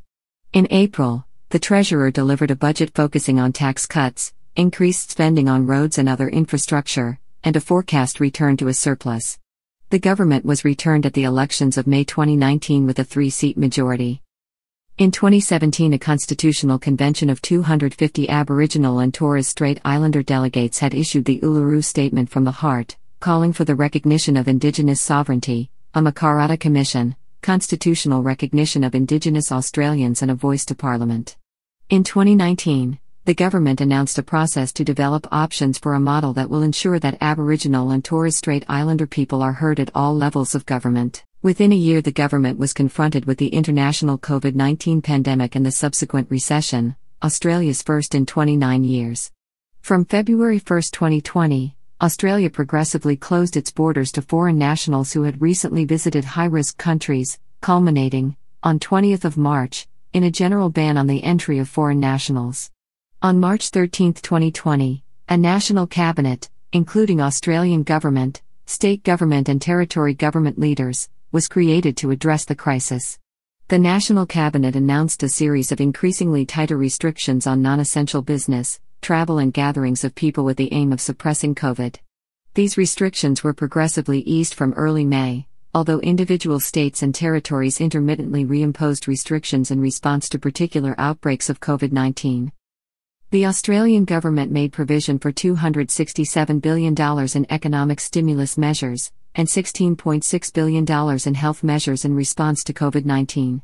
As a result of the COVID-19 recession, the unemployment rate rose from about 5% in February 2020 to 7.5% in July 2020.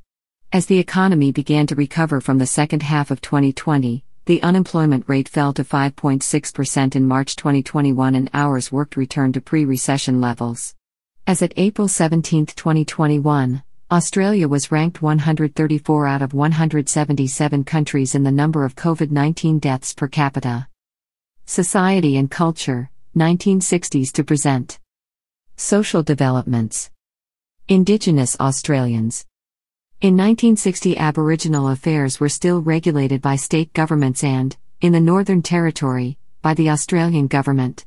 In most states, Aboriginal Australians were banned from drinking alcohol and their freedom of association, movement and control of property was restricted. Queensland, Western Australia and the Northern Territory banned Aboriginal people from voting, and Queensland and Western Australia controlled their right to marry.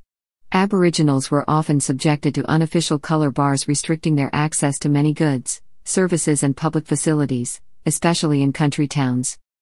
The official policy of the Australian government and most state governments, however, was the assimilation of Aboriginal Australians into mainstream culture. All Aborigines and part Aborigines are expected to eventually attain the same manner of living as other Australians and to live as members of a single Australian community, enjoying the same rights and privileges, accepting the same responsibilities, observing the same customs and influenced by the same beliefs, hopes and loyalties as other Australians. The 1960s was a key decade for Indigenous rights, with the demand for change led by Indigenous activists and organisations such as the Federal Council for the Advancement of Aborigines and Torres Strait Islanders. In 1962, the Menzies government's Commonwealth Electoral Act gave Indigenous people the right to vote at federal elections. In 1965, Queensland became the last state to confer state voting rights on Aboriginal people. In 1963, the Uluru people of Arnhem Land sent a bark petition to the Australian Parliament asking for recognition of their traditional land rights. They subsequently took their case to the Supreme Court of the Northern Territory, which ruled against them in September 1971. In 1965, Charles Perkins helped organise freedom rides into parts of Australia to expose discrimination and inequality. In 1966, the Gurindji people of Wave Hill Station commenced the Gurindji strike in a quest for equal pay and recognition of land rights. In 1966, the Australian government gave Aboriginal people the same rights to social security benefits as other Australians. A 1967 referendum called by the Holt government saw Australians vote by a 91% majority to change the Australian Constitution to include all Aboriginal Australians in the national census and allow the federal parliament to legislate on their behalf. A Council for Aboriginal Affairs was established. Demands for Indigenous self-determination and the preservation of cultural identity were increasingly promoted. In January 1972, Aboriginal activists erected an Aboriginal tent embassy on the lawns of Parliament House, Canberra, and issued a number of demands including land rights, compensation for past loss of land and self-determination. The leader of the opposition, Gough Whitlam, was among those who visited the tent embassy to discuss their demands. The Whitlam government came to power in December 1972 with a policy of self-determination for Aboriginal people. The government also passed legislation against racial discrimination and established a Royal Commission into Land Rights in the Northern Territory, which formed the basis for the Fraser government's Aboriginal Land Rights Act 1976. The Land Rights Act only applied to the Northern Territory, but Aboriginal communities could also acquire land through various state land rights acts or other legislation. By the early 1980s, Aboriginal communities had gained title to about 30% of Northern Territory land and 20% of South Australian land. In 1982, the Queensland government granted Aboriginal reserve land to its occupiers, but the grants gave limited rights and was revocable at any time. Only a small proportion of land in other states had been transferred to traditional owners. In 1985, the Hawke government handed over Uluru to traditional owners with a lease back to the Commonwealth. In 1987, the West Australian government granted Aboriginal reserve land to traditional owners on 50-year and 99-year leases. Key issues for Indigenous communities with recognised land rights included security of title, the protection of culturally significant sites, and the right to veto, or to be adequately compensated for, mining and development on their land. Compensation for previous dispossession of land was an unresolved issue. In 1992, the High Court of Australia handed down its decision in the Mabo case, holding that Indigenous native titles survived reception of English law and continued to exist unless extinguished by conflicting law or interests in land. The Keating government passed a Native Title Act in 1993 to regulate native title claims and established a Native Title Tribunal to hear those claims. In the subsequent Wick decision of 1996, the High Court found that a pastoral lease did not necessarily extinguish native title. In response, the Howard government amended the Native Title Act to provide better protection for pastoralists and others with an interest in land.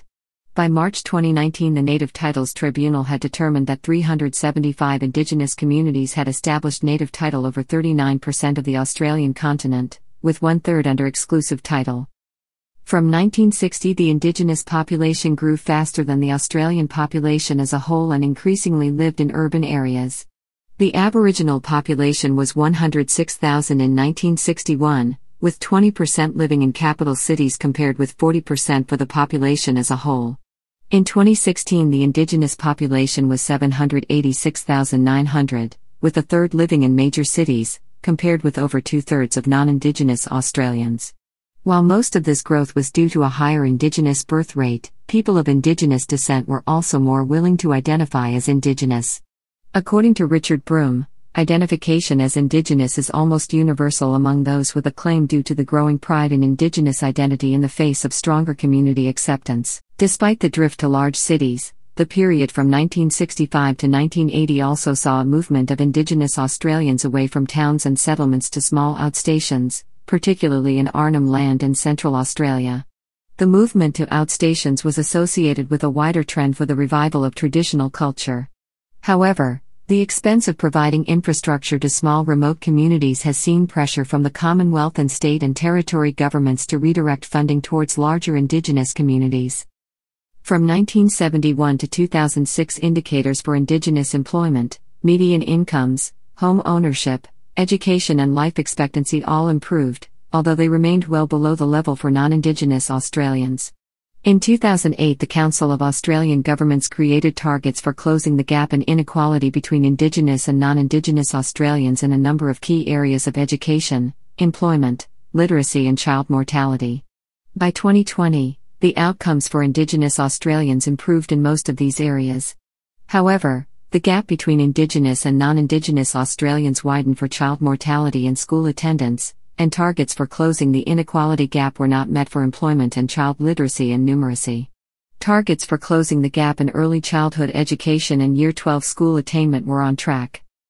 High rates of Indigenous incarceration and deaths in custody were highlighted by the report of the Royal Commission into Aboriginal Deaths in Custody in April 1991. The Keating government responded with $400 million as new spending to address some of the recommendations of the report.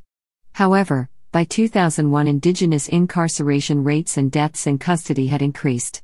Deaths in custody continued at an average of 15 per year over the decade to 2018. Richard Broome has concluded, to close the gap on inequality and well-being will take many years, some despairingly say generations. Compensation for lost wages, for missing out on native title settlements and for being removed from one's family and kin remain unresolved. Women. Holmes and Pinto point out that in 1960 domesticity and motherhood were still the dominant conceptions of femininity. In 1961 women made up only 25% of employed Australians and twice as many women described their occupation as home duties compared with those in paid employment. The fertility rate fell from a post-war high of 3.5 to less than 2 in the 1970s and 1980s. The reforming drive of the 1960s and the increasing influence of the women's movement led to a series of legislative and institutional changes. These included the abolition of the marriage bar in the Australian Public Service in 1966, the Arbitration Commission's equal pay decisions of 1969 and 1972, the introduction of paid maternity leave in the Australian Public Service in 1973, and the enactment of the Federal Sex Discrimination Act in 1984 and the Affirmative Action Act of 1986. Single mothers' benefits were introduced in 1973 and the Family Law Act 1975 bought in no-fault divorce. From the 1980s there was an increase in government funding of women's refuges, health centres, rape crisis centres and information services. The Australian government began funding child care with the Child Care Act of 1972, although state, territory and local government were still the main providers of funding. In 1984 the Australian government introduced standardised fee relief for child care, and funding was greatly expanded in 1990 by the decision to extend fee relief to commercial child care centres. According to Holmes and Pinto, reliable birth control, increased employment opportunities, and improved family welfare and child care provision increased opportunities for women outside motherhood and domesticity. In 2019-20, women were more likely than men to hold a bachelor degree or higher qualification. 68% of women aged 20 to 74 years old participated in the labor force, compared with 78% of men. However, 43% of employed women were working part-time, compared with 16% of men, and the average earnings of women working full-time was 14% below that of men. In the 5 to 10 years to 2020, the number of women in private sector leadership roles, female federal justices and judges, and federal parliamentarians have all increased gradually. However, between 1999 and 2021, Australia has fallen from 9th to 50th in the Interparliamentary Union's ranking of countries by women's representation in national parliaments. Migrants and cultural diversity. In 1961, just over 90% of the Australian population had been born in Australia, New Zealand, the UK or Ireland. Another 8% had been born in continental Europe. The White Australia policy was in force and migrants were expected to assimilate into the Australian way of life. As the White Australia policy was gradually dismantled in the 1960s and formally abolished in 1973, governments developed a policy of multiculturalism to manage Australia's increasing cultural diversity. In August 1973, Labour's Immigration Minister Al Grassby announced his vision of a multicultural society for the future and a policy of cultural pluralism based on principles of social cohesion, equality of opportunity and cultural identity soon gained bipartisan support. The Galbally Report on Migrant Services in 1978 recommended that every person should be able to maintain his or her culture without prejudice or disadvantage and should be encouraged to understand and embrace other cultures. In response to the report, the Fraser government expanded funding for settlement services, established the Australian Institute of Multicultural Affairs, funded multicultural and community language education programs in schools and established the Multilingual Special Broadcasting Service. State and territory government programs to support multiculturalism followed. By the late 1980s, Australia had a high migrant intake which included significant numbers of new arrivals from Asian and Middle Eastern countries, leading to public debate on immigration policy. In 1984, the historian Geoffrey Blaney called for a reduction in Asian immigration in the interests of social cohesion. In 1988, the opposition leader, John Howard, called for the abandonment of multiculturalism, a reduction in Asian immigration, and a focus on One Australia. In the same year, the government's Fitzgerald Review of Immigration recommended a sharper economic focus in the selection of immigrants.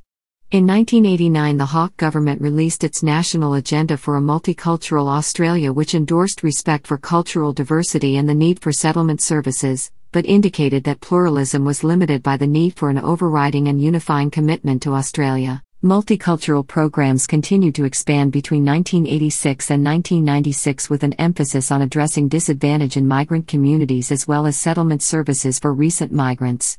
James Walter argues that the Hawke and Keating governments also promoted high migration as a means of improving Australia's competitive advantage in a globalised market. In 1996, Pauline Hanson, a newly elected independent member of Parliament, called for a cut in Asian immigration and an end to multiculturalism. In 1998, her One Nation party gained 23% of the vote in the Queensland elections. The Howard government initially abolished a number of multicultural agencies and reduced funding to some migrant services as part of a general program of budget cuts. In 1999, the government adopted a policy of Australian multiculturalism with an emphasis on citizenship and adherence to Australian values. Following the September 11, 2001 terrorist attacks in the U.S., the Bali bombings and other terrorist incidents, some media and political commentary sought to link terrorism with Islam. In 2004, the Human Rights and Equal Opportunity Commission reported an increase in vilification and violence against Australian Muslims and some other minority ethnic groups. The government increased funding for multicultural, citizenship and settlement programs, with an emphasis on the promotion of social cohesion and security. The annual immigration intake also increased substantially as the economy boomed, from 67,900 in 1998-99 to 148,200 in 2006-07. The proportion of migrants selected for their skills increased from 30% in 1995-96 to 68% in 2006-07. Immigration continued to grow under the Labour government, with Prime Minister Kevin Rudd proclaiming a Big Australia policy. The immigration intake averaged around 190,000 a year from 2011-12 to 2015-16, a level based on research indicating the optimum level to increase economic output per head of population. India and China became the largest source countries of new migrants. The immigration intake was reduced to 160,000 in 2018-19 as some state governments complained that high immigration was adding to urban congestion.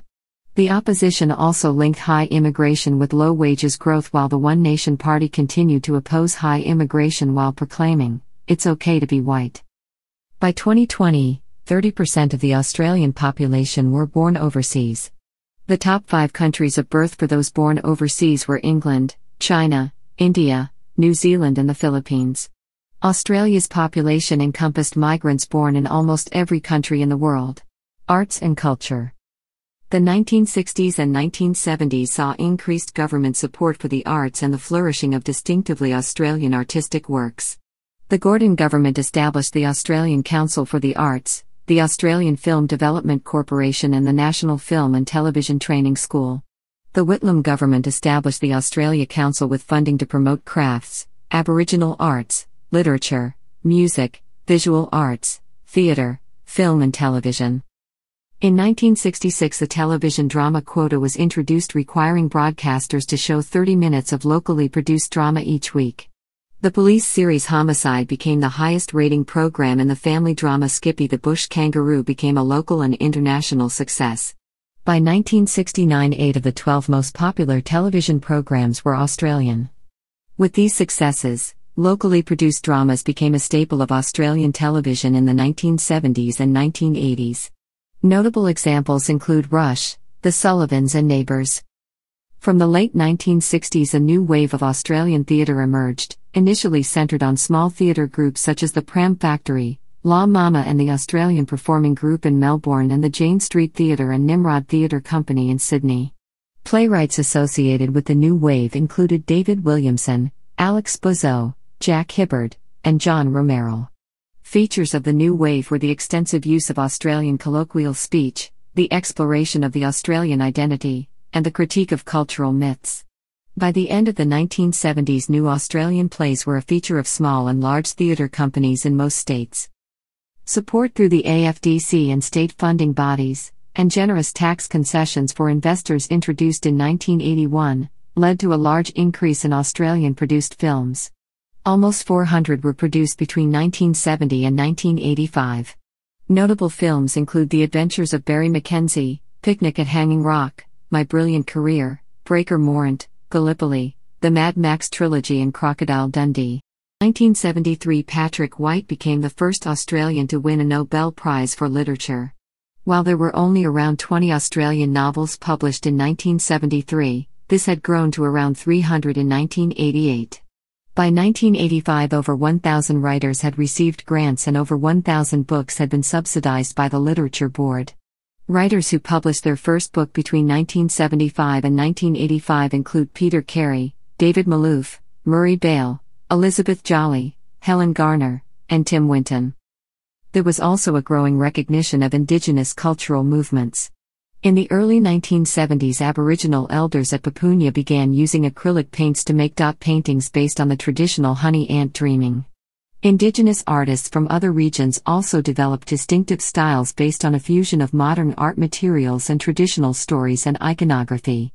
Indigenous writers such as Owajaru Nunukul, Jack Davis and Kevin Gilbert produced significant work in the 1970s and 1980s.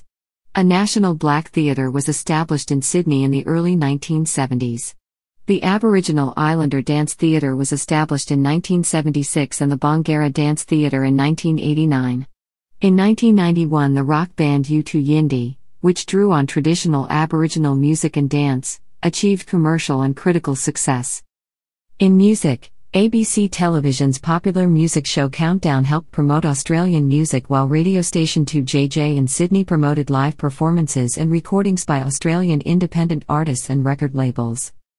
Carter and Griffin Foley state that by the end of the 1970s, there was a widely shared sense of Australian culture as independent, no longer troubled by its relationship with Britain. However, by 1990 commentators as diverse as P. McGuinness and Geoffrey Searle were complaining that the large increase in artistic works had led to the celebration of mediocrity. Poet Chris Wallace Crabb questioned whether Australia had overcome its former cultural cringe only to fall into cultural overconfidence. In the new millennium, the globalization of the Australian economy and society, and developments in jet travel and the internet have largely overcome the tyranny of distance which had influenced Australian arts and culture.